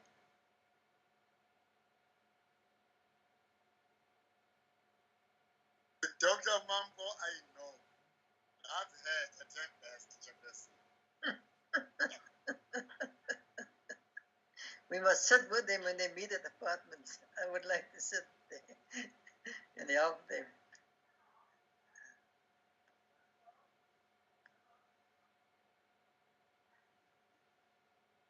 Ulrika, are you there? I am, thank you. Thank you, honorable members. To answer a series of questions that relates to the clusters or the departments in my cluster. So maybe just some general questions. Honorable Mlenzana, I don't think we are lobbying for the new budget, but what we're showing is how, at least in the fourth quarter of the budget, of last year's budget, things rapidly changed in departments as a result of COVID, which meant expenditures shifted, expenditures couldn't happen, and you're seeing that impact then in the spending performance. In relation to why vote 2 is blank, it's as simple as the appropriation bill or the appropriation act that we report the spending against appropriates this money to Parliament. So in the same way that we appropriate money to other departments, we also appropriate money for Parliament. But the difference here is that we don't report on it in the same way because of the legal framework that sits around that. So we always put it in here because that is what is in the Act, but we don't necessarily deal with it. Honourable Peters, in relation to withholding of funds on conditional grants and how this impacts on services. So there's only 2 reasons why we withhold funds, maybe 3. So the first reason relates to persistent underspending. So if a municipality or a province isn't spending money and you withhold funds, by giving them more money, they're still not spending money. So it doesn't really help in transferring money to institutions who are not spending money. What this then does, which is one of the second reasons and one of the primary reasons, at least in the fourth quarter, that we see underspending within DCOG relates to when you do transfer money and money doesn't get spent. In the conditional grants, the Division of Revenue Act requires us to ensure that when the money is rolled over, it's rolled over for projects that have commitments. When there aren't any commitments, then we have to take the money back. And when municipalities, in this case, don't pay the money back, then we offset it against the equitable share. So, I mean, it's kind of a chicken and an egg on the one hand, is because then they just sit on more money, and with this, then the money just ends. In relation to what's happening in water and sanitation, this specifically relates to just the time lag it takes from when a service provider completes. Eureka? Yes. Do you mind switching on your video? If you do, don't. Okay. Does that work? Okay, yeah, that's fine. Okay. So in relation to so what happens is that work gets done. A service provider then invoices the department. So before the department pays, they would like to verify that the service provider completed the work, and that's where the delay comes in. So that with that, this is just basically because what we don't want is for government departments to pay service providers for work that was on the invoice but wasn't undertaken. So that creates delays, and there's always a time lag, especially on infrastructure projects in relation to this, where you want to verify that what is on the invoice has been completed before you pay. So the invoice is there, the work is being verified, but the department just couldn't pay before the end of the financial year to deal with all of that. Okay, so then in relation to the post office and this issue on set-top boxes, I mean, you're absolutely right, Honourable Peters, when you say that the post office is failing us in relation to some of the services that we're asking it to provide. I mean, we have over 800,000 set-top boxes that are sitting in warehouses, and as a result of that, it's one of the reasons why we have delays in the digital migration program and in the switching off of analog signals and the licensing of high demand spectrum that would then allow us to have access to greater access to broadband. I mean, and you're right that the problems there do seem to be governance related.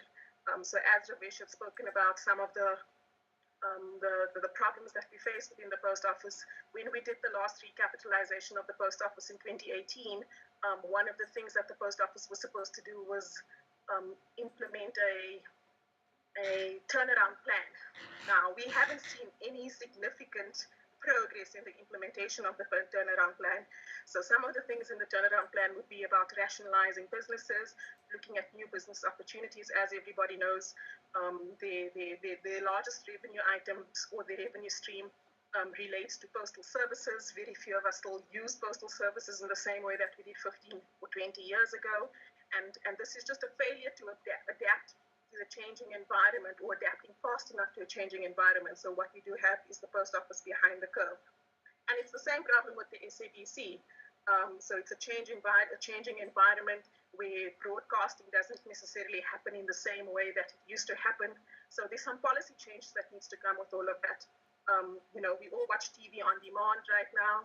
How does that then impact on the business, the current business model of the SABC, and how do we then change that to deal with it? And that's a bigger issue. Some of the more immediate problems within the SABC is really around its decline in revenue through this crisis. So yes, their spending has increased, and you're seeing lots of that happening as a result of having to broadcast these special press conferences and media briefings of government around COVID. But what that is, it fundamentally changes the broadcasting schedule of SABC. And with that broadcasting schedule, as you know, is that TV programs then get shifted, and the associated revenue that comes with the advertising revenue that comes with shifting of TV programs then impacts on their bottom line. So when you have a highly viewed TV program on, the advertising revenue is quite high, but when that gets disrupted because of some government program that comes in, they end up losing that advertising revenue. That creates this gap and the losses that we then see within the SABC. Then we move on to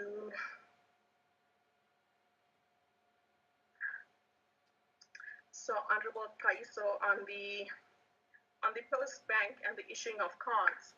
I mean, one of the things that government is trying to do with the Post Bank is corporatizing it. And as everybody knows, the Post Bank is applying for a banking license. And what the Post Bank will then need to do. So in the news reports that we have seen recently suggest that there's material breaches within the security systems and the data systems within the Post Bank. And in order for the Post Bank to get the license, what they're going to have to do is then fix the security system so that they are able to protect the information of its customers, and which will significantly impact on its bottom line. Part of this relates to the distribution of social grants and how you keep that information safe.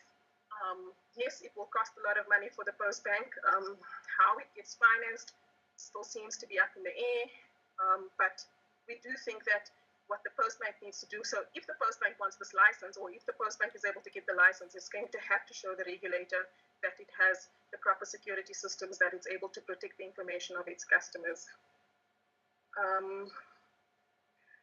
Then, Honorable Chairperson, in relation to PRASA and the imbalances that we see within in PRASA's cash management system. So, I mean, so part of the problems within PRASA really relates to when you run unprofitable businesses. So businesses that should be profitable, but they are not.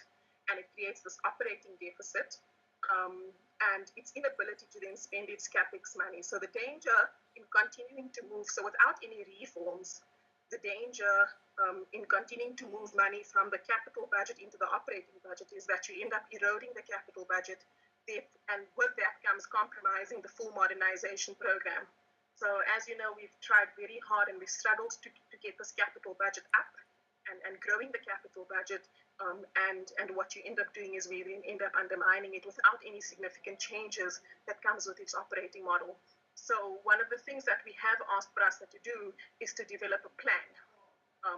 What that plan should look like is it should tell us how it's going to change its operating model, how it becomes profitable in the businesses that are not profitable, and that is then creating this gap and this pressure on its operating budget. What do we have to do to protect the operating budget in relation to all of that? Then on SANRAL, I thought I wasn't going to say anything about this, but the issues in SANRAL, or finding a solution in SANRAL, isn't a technical issue. This is a political problem. I mean, we've completed the technical work around all of this, and it's just up to the politicians to make the decisions in relation to that. And then I've already spoke about SAPA, so I won't go there. Thank you very much.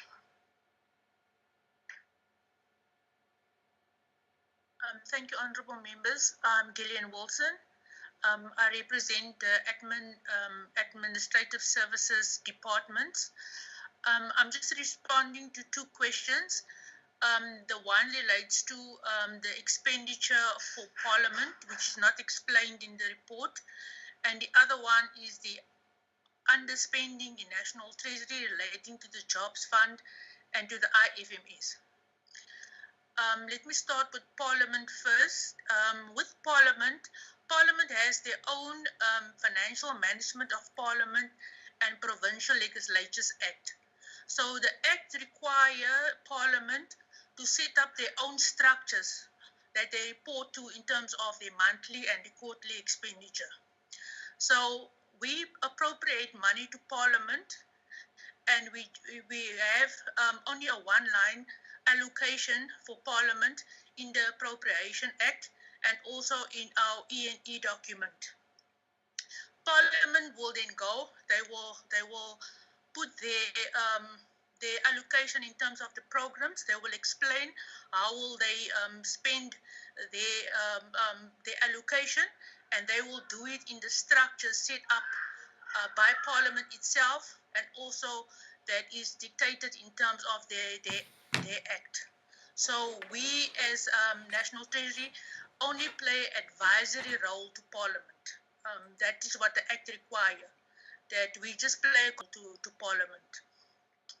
In terms of the underspending in the Jobs Fund and IFMS, I think we must be given an opportunity maybe with the next quarter reporting to report on the performance of the Jobs Fund.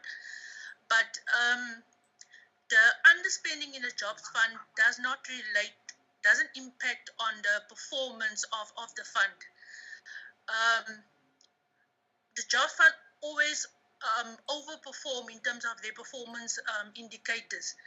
It is just the flow of the funds from the fund to the different projects that is sometimes delayed, which doesn't have an impact on the performance of the fund. We have a problem in terms of the modality of funding the projects, how funds should flow, and the MTF allocation to the Jobs Fund. So if they slow allocation to the projects, then it's got an impact on the performance or the expenditure of the fund. But it doesn't relate to a underperformance in the Jobs Fund. In terms of the IFMS is a big project, and I think, as the chairperson indicated, we need to get National Treasury and report on the IFMS project. But I think the IFMS project is a project that is done across 3 departments. That is the DPSA, the National Treasury, and also SITA. And sometimes the development done by SITA is delayed and it doesn't match the procurement, and it relates to underspending. But we will report in our next quarterly expenditure on the underspending of the IFMS. Thank you, honorable members.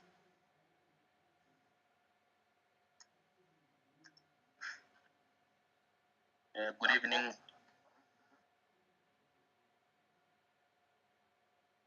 Good evening, honorable members. My name is Rendane Randela. I'm responsible for Security Department. I would like to address the question which was raised by Honorable Peters. I will also link that one with a question I think raised by Honorable Matafa regarding the vacancy rate, particularly the vacancies within correctional services and police. Ideally, we would like to be at full employment. Unfortunately, people come and go. In these departments, the way it works is that they put people that they have to recruit in a training program for at least 6 months in the colleges. So if one looks at the personnel trend within a particular year, for example, within police, one will see the numbers sort of going down and then there is a surge in a particular month, usually February, March, because of the intakes. It's the same with correctional services, the learnerships. I mean, within police, we are talking of at least 600 people leaving the department, meaning that at any given point in time, we will have a vacancy. And in this case, it's a vacancy rate of 3% because they've got an establishment of something like 191,000. So the security departments, unlike other typical public service departments where we can immediately advertise and hire, those ones, they put them in colleges for training, and then they've got the intake. That's why you'll find that at some point there is a surge. Let me also address the issue of early retirement within correctional services. You will remember that there is a project to encourage people to retire early as a way of managing the wage bill. And then correctional services embarked on that project, but the project took longer than anticipated. Remember, they had to open for applicants, assess them, and make a determination in terms of who qualifies, who is supposed to live in terms of as to whether the post is critical or not. They have to include the government employee pension fund, 844 applications that they had to assess. So the project took longer than anticipated because these are the people who are retiring before time, unlike in a situation where we know that they will be retiring and then they can start planning accordingly. So hence the delay. They should have concluded that process in 2019-20, but unfortunately they couldn't. That's in short regarding compensation within the cluster. In this case, correctional services and police. Thank you.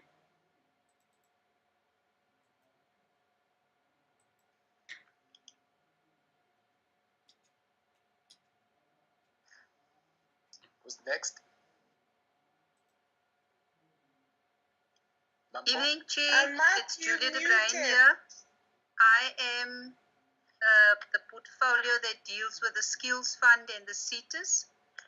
Chair, your question was, are there overlaps between the CETAs and the NSA setup? Is they set up in industry specific? So you have a CETA for mining, you have a CETA for transport, you have a CETA for health. So in rational terms, there shouldn't be any overlaps. But the landscape has changed from, they used to have more CETAs, now they have less because they've combined some of them. But the real issue there, Chair, is the question that you raise about the level of skills. So the one thing about the CETAs and the NSF that is different from the other public entities is that those ones get their money as part of a direct charge. In other words, it's not appropriated. It goes as a direct charge from the skills development levy. So irrespective of whether they perform well or perform badly, they are entitled to that money. So if the chair and the committee would like to know more about their performance, etc., then the chair would need to call them. There is a branch in the Department of Higher Education and Training, the Skills Development branch, that has oversight, and the DG of Higher Education is also the accounting officer of the National Skills Fund.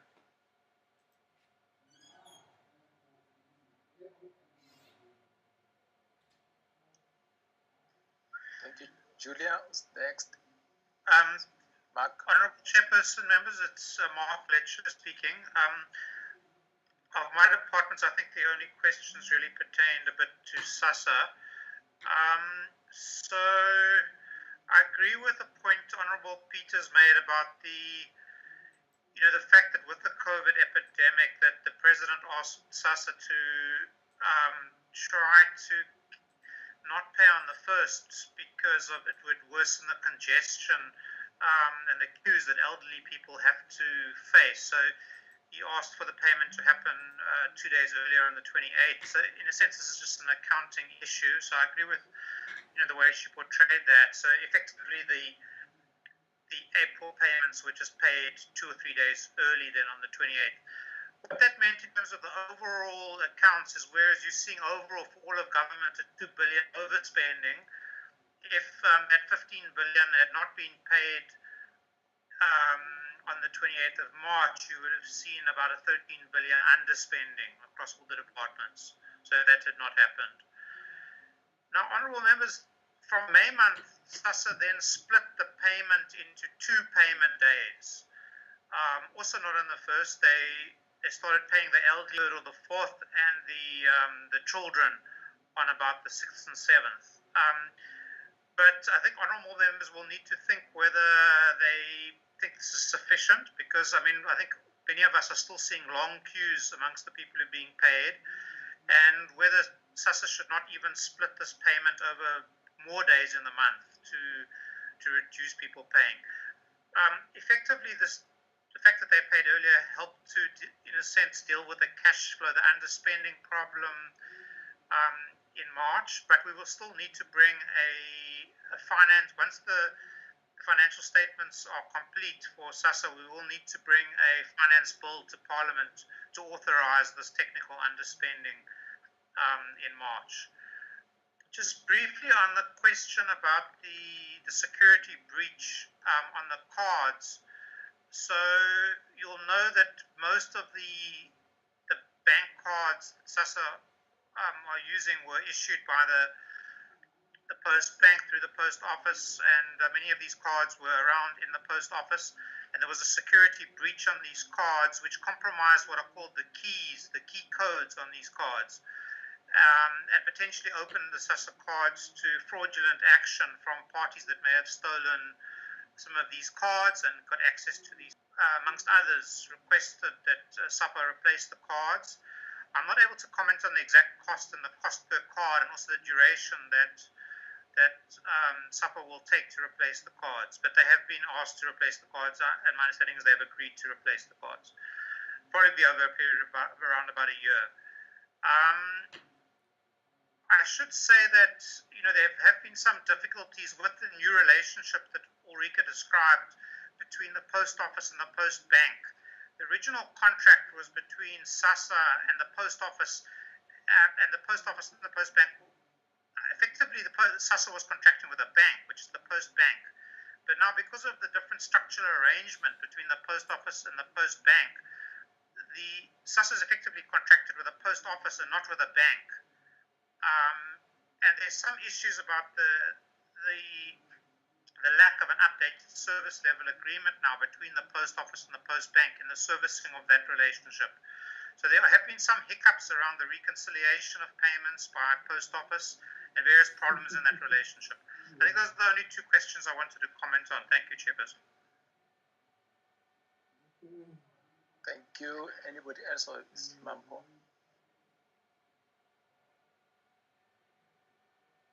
Thank you, Chairperson. Mampo, should I come in?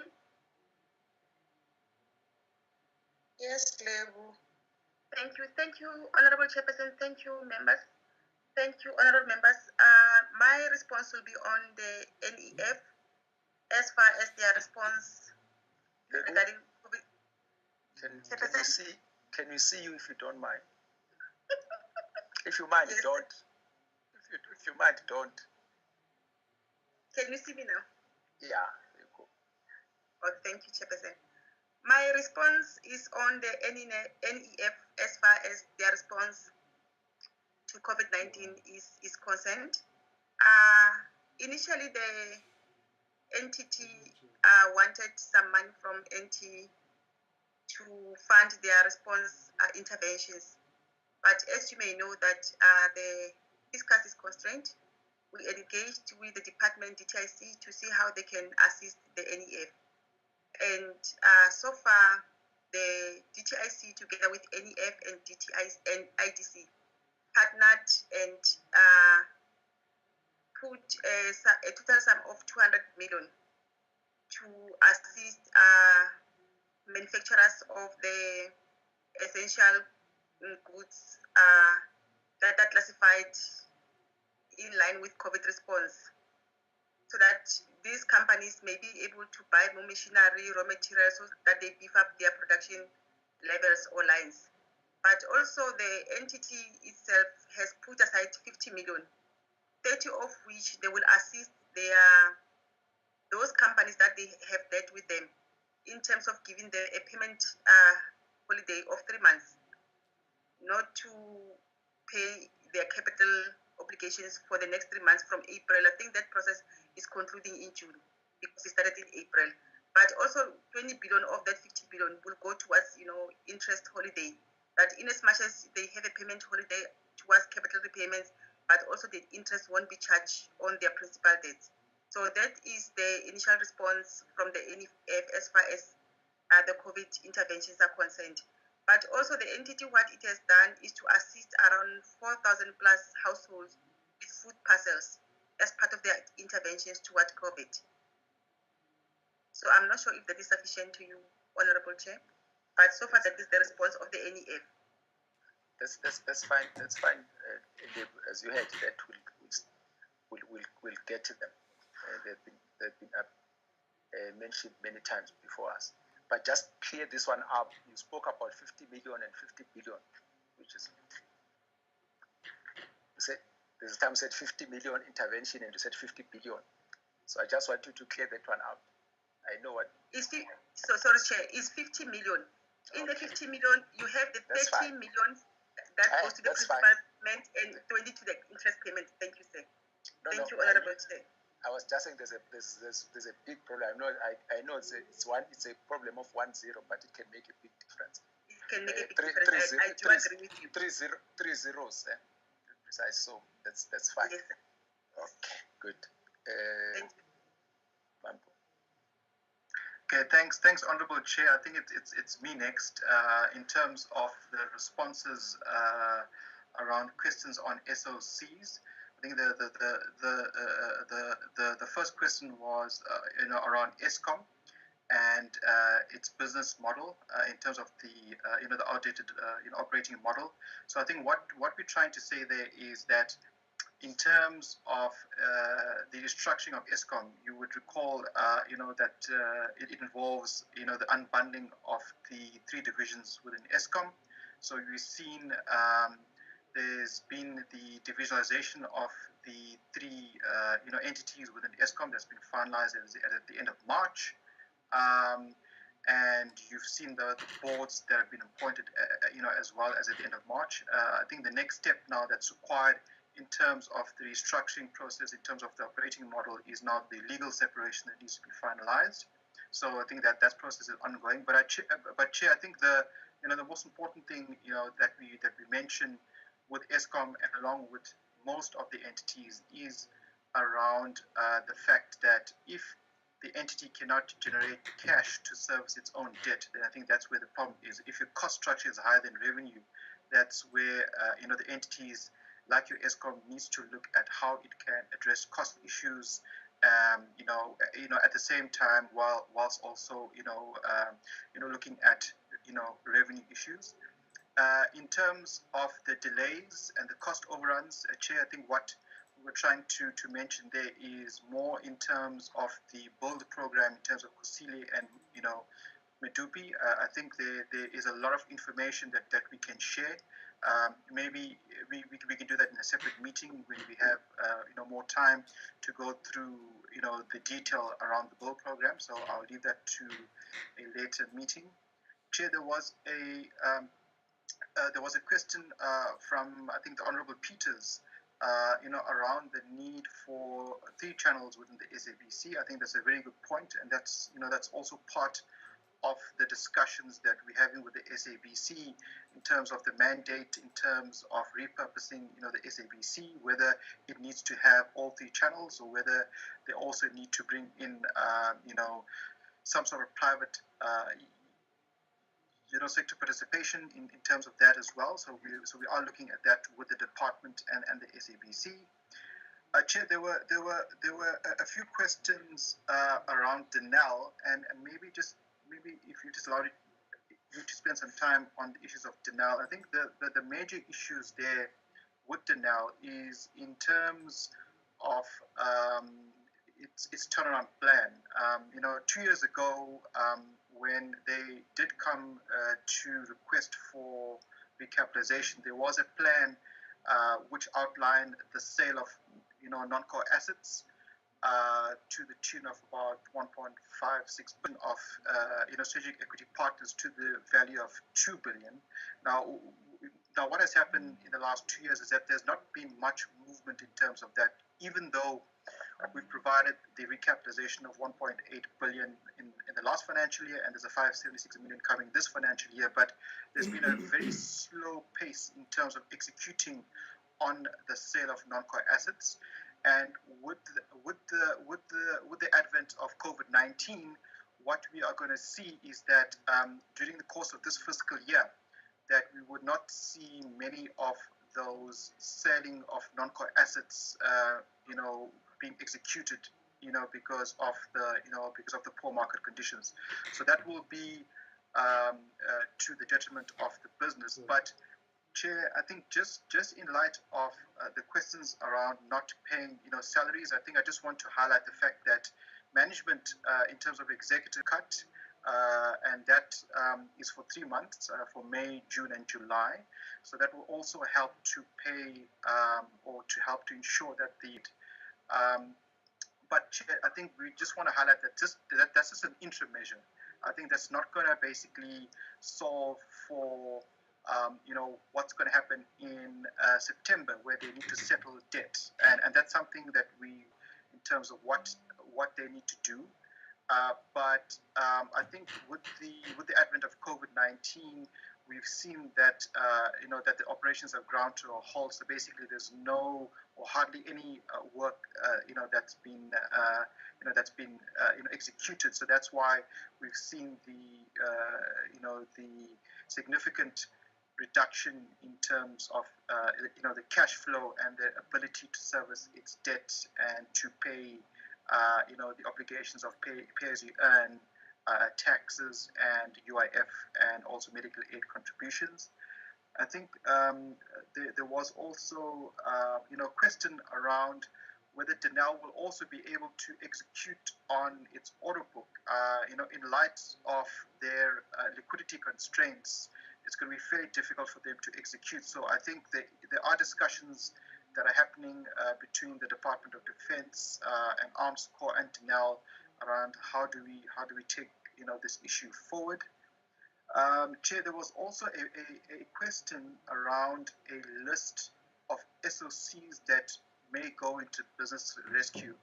Chair, what I like to do here is just to explain this process, because you could have a process where a creditor can put an entity into business rescue, like we've had with SA Express. We've had Ziegler put SA Express into business rescue, and now we have a situation with Denel where one of the creditors has issued a demand which could lead to a business rescue. So you could have an involuntary business rescue, and then you could have a voluntary business rescue where, for example, what happened in the likes of SAA, where the board placed the entity into business rescue. So you could have two different, I suppose, situations where a business rescue could be effected. But just to answer the question of a list of SOEs into business rescue, we have already SAA and SA Express. We could see a very high likelihood of Denel going to business rescue. But if you look at those three entities, we don't see at this moment, we don't see any other entities being placed into business rescue. But I'd like to highlight the fact that any creditor, of an SSC that has not been paid, can place the entity into business rescue. So there's a high likelihood that could happen to one of the entities that are not paying its suppliers on time. Chair, I just want to make sure I've answered all the questions on specific SOCs. I think I have. Chair, thank you. I now hand over to Unati on Land Bank. Thank you. Thanks. I just had the one question to field. It was from Honorable Joseph, seeking clarification on the quantum or the amount that has been applied for, or possibly coming to Parliament. So the quantum in terms of what is currently in the system, formally in the budget process, is an application for 3 billion rand for recapitalization of the land bank. So I did mention in the presentation that the support to the land bank is in two parts. There is the immediate response to liquidity. Part of this 3 billion is essentially that portion.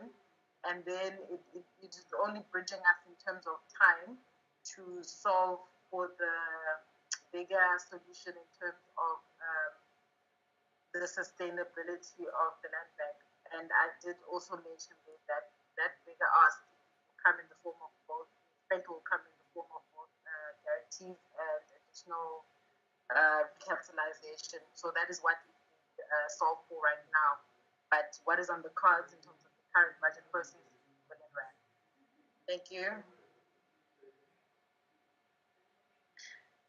Chairperson, I'll just deal with the last few questions. So basically, the one question that you asked us was, do we listen to the debates? Yes, Chairperson, we do listen to the debates, especially for me. All the debates that deal with the appropriation bill, I have to make sure I attend, I understand what the honorable members and other participants are saying and what they are expecting in terms of the bill. And this basically helps me to understand how the public is thinking about this bill. So I remember one of the debates was, there was a question that was posed, or an honorable member basically asked the presenter to say, we hear you always bringing the spending pressures, but we want you to go back and tell us where the revenue is going to come from. I was very interested in figuring out where the revenue was going to come from, because that will explain the question that was asked on where do these SOCs understand where the money comes from. So when we are busy dealing with these SOCs, honorable members, we always have to show them the books. But I think our SOCs suffer from what I refer to as too big to fail. We have to exist. I don't think we have ever had a position where we say this entity is not too big to fail. As government or as the country, we can do without it. So if every entity that exists we think should be financed, it doesn't matter how much we try to explain there's no money. If we don't rationalize the entities ourselves as the state, then we're going to end up funding all these entities that maybe are not as strategic as we think they are. So I think what we need to push, honorable members, would be how do we rationalize these entities and how do we make sure that they remain sustainable? I mean, there's no point in having an SOC that is run like a government, but the salaries of the executives are 5 times larger than what government employees get. If you get something like that, you might as well make it a division in a department and you deal with the cost structure. So basically what I think we need to do and push is to rationalize all of these entities. We do sit with departments, honorable members, we do try to help the departments, but most of the time when you are Treasury and you're trying to help a department, they will still remind you that they remain the accounting officers. So we have established very good relationships with these entities, but sometimes there's one has to deal with being a treasury vis-a-vis letting an accounting officer execute their mandate. But we certainly speak to departments on a daily basis to try and assist where we can. Honorable Chairperson, I think what we're going to do in terms of presenting the special budget to this committee is to differentiate very clearly the movements in the funds that are related to COVID and the movements in the fund that are not COVID related, so that it's easy for the committee to see the movements of the funds. And I think with our public entities, we need to make sure that when we do report on them, we're very clear that the public entity was it having cash or liquidity issues before COVID and after COVID, but we can definitely present it like that so that at least the committee can have a good idea of the impact of COVID vis-a-vis an entity that was already in financial difficulty. And Chairperson, I thought the researchers in Parliament would have picked it up. The procurement bill is actually out for comments. It's been out for several weeks, and the deadline for public comments would be the 30th of June. So it is available in public for comment, but if the committee feels that Treasury must come and present on the bill, certainly they can come and do that while they come and present on the IFMS. But the bill is out for public comment. And then the question on areas of improvement and spending trends. Honorable Chairperson and honorable members, when we came to give you the workshop, we brought this very thick book that we call the Estimate of National Expenditure. That book contains a 7-year spending trend analysis where it gives you 3 years of the past, the current year, and then 3 years of the expected spending. Every spending line is explained in that book. I think what we can do is, if honorable members feel we must come and just explain it again, how you get the information, how to read the information, we can definitely do that. But that information is available, and we make sure that it's available per department, and we also include the same information for public entities of the same department. I think, Chairperson, what you have asked us to do this time around is basically to ask the Treasury to come and present, but I think a letter will help. Just to say that we have submitted to you a report from the National Treasury on the performance of the IFMS as well as the performance of the South African Revenue Services. Please have a look at the report, and if we need to add more information, we'll definitely do so, Chairperson. Thank you.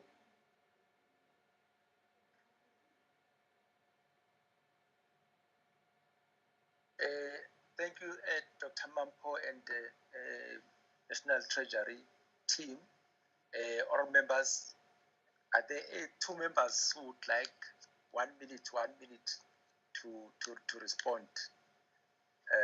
Or perhaps have got a burning issue that came out from this response? Chairperson? Honorable Joseph. Yeah, thank you very much for the opportunity. Just clarity to Dr. Mampo. I'm interested in the rationalization of the SOEs. I mean, there's a number of them. Can the doctor just tell us?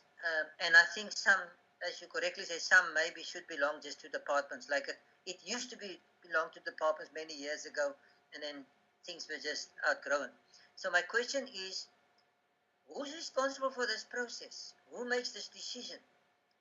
About to start the process, and then, Chairperson, the other committees that deal with these state-owned entities, we don't see their reports. I mean, maybe it's available, I'm not reading it, because from that report we must also draw what is their view, because it can't be that this committee sits with the ultimate responsibility of the appropriation, which is important, but that the other committees that have the direct operational contact with these departments instead of entities are not tackling the issues maybe in the way we are tackling it. So somewhere there must be synergy between the chairpersons or our committee and some of these state-owned entity committees that we have become on the same page to tackle it together when we want to deal in particular with the rationalization of some state-owned entities.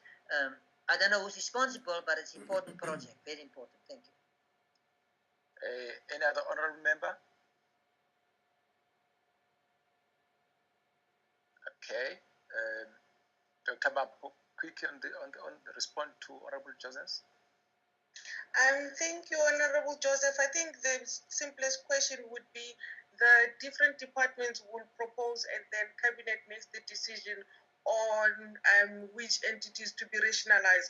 But what has been good is that last year, December, Cabinet did approve that departments start the process of rationalizing their different entities, not only the state-owned companies, but also the 350 public entities that we have. So the department should be working on the rationalization of these entities. Okay, perhaps as my closing remarks on this, I'll sounding like a broken record. Our processes take just too long. You know, Dr. Mampo, the question of selling non-core assets, getting strategic equity partners, it never happens until we take the companies to PRPs.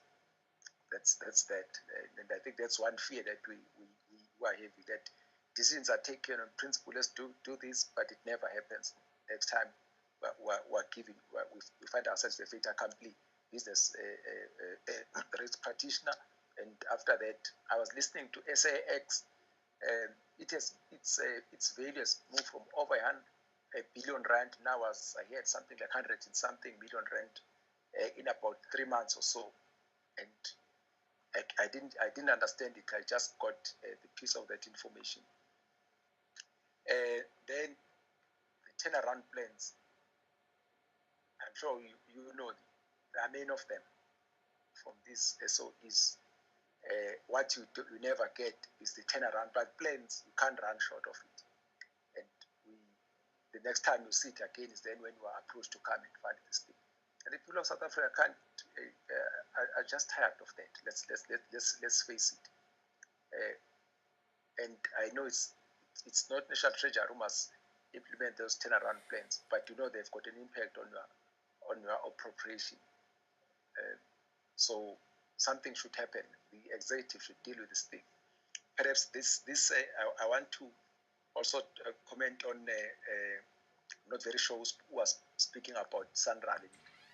She said, no, it's political. Yes, we are politicians, so we're going to ask political questions. You didn't say we're going to ask technical questions only. So if you guys can't deal with it, I think you must tell the politicians to respond to them. So you convey that. That's why we always think that they've got the full mandate when you come and talk to us.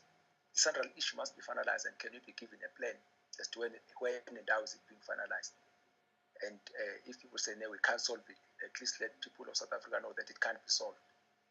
It's one elephant in the room, which I think it's just taking a lot of energy from all of us, because there should be a decision. I think management is about that, a decision. Then we live with that decision, and we try it, all of us, align ourselves with whatever decision would have been taken. Well, there was a comment about the job funds always overperforms. I think that's the statement is not correct, because if the job funds overperforms, my interpretation is that when we've got zero unemployment in the country, we would have said that it always overperforms. And it's not. I'm saying that on a lighter note, but all what I'm saying is that we can't have a man which is being appropriated for job creation being underspent. It's not in this climate. It can't happen. And I think this job fund has been moving. At one stage it was DBSA, came to National Treasury, but we seem not to be able to. And we should look at other agencies and so on, which perhaps can help us to make sure that that fund is being used. But as always, Dogotela, thank you very much with your team, and in most cases you are a messenger, and Tina will hit a message, then you must go back and hit whoever puts you in this situation. But thank you very much. You may still remain, but if you want to leave us, you may. And with the whole team, National Treasury team, thank you very much. All members, let's get to our next agenda item. It's agenda item number 5, the adoption of the minutes of the 5th and the 9th of June 2020. Can you start with the minutes of the 5th of June? Those minutes were sent to us, and I take it they were read. Do we have a mover for the adoption of the minutes of the 5th of June? Or if there's some correction there to Joseph? Yes, Chairperson. I move for the report 5th of June. Of the minutes of 5th of June. Yes, that's right. Okay. Seconder. See, Member Peters. Yes, Chairperson Mlenzana.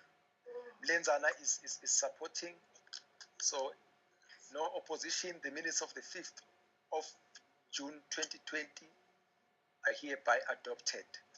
Yes. Then can we go to the minutes of the 9th of June 2020? I saw Again, is Honorable Peters moving for the adoption? Honorable Dihali supporting. Honorable Dihali supporting. Any counter? No. They are a true reflection of that meeting. The minutes of the 9th of June are hereby adopted. Honorable members, I think as you can see, we don't have enough time to play an oversight function, for instance. There are a lot of things which come from these meetings. As you know that next week, the Minister of Finance is coming with the adjustment appropriations bill. And you know, once it comes, there's a whole process. The process that we just finished last week, again, we get into that. So we get into that, and before we know, we'll be in the MTBPS mode, and so on and so forth. And then we don't get enough time to deal with some of the things that you are raising. And I think you are correct, honorable members, that we do have portfolio committees again, which should deal with some of these things. We should just find a way again, perhaps, of raising some of these things with them so that they can follow up on them. But there are others that we can't outsource, which we need ourselves to stay closer to. I think we'll be coming back to the committee. For instance, one of the things that we concluded is that we need ESCOM back. Remember, so we must find a day to have ESCOM back. And in our debates, all of us we also agree that we said it's the biggest elephant in the room. But I think with those few comments, let me congratulate you again on your debate last week. For me, listening to all of you, there were a lot of issues that needs to be followed up, and that's why I was asking the Treasury team that you listen to these debates, because I think if they pick up those things, they can be in a position to look at the things that bother honorable members. I think this brings us to the end of the meeting, but thank you very much. Go and get your mbaulas and stuff. It's really cool. Too. Okay, thank you so much. This debate was good, Chairperson, today. Okay, yeah, I think so. And be safe wherever you are. Hey? Okay. Thank you. This takes us to the end of the meeting. Thank you very much. Thank you, support staff. Thank you, support staff. Good night. Thank you. Bye. Very early. Huh? Yeah, that was a long day. Yeah. Darren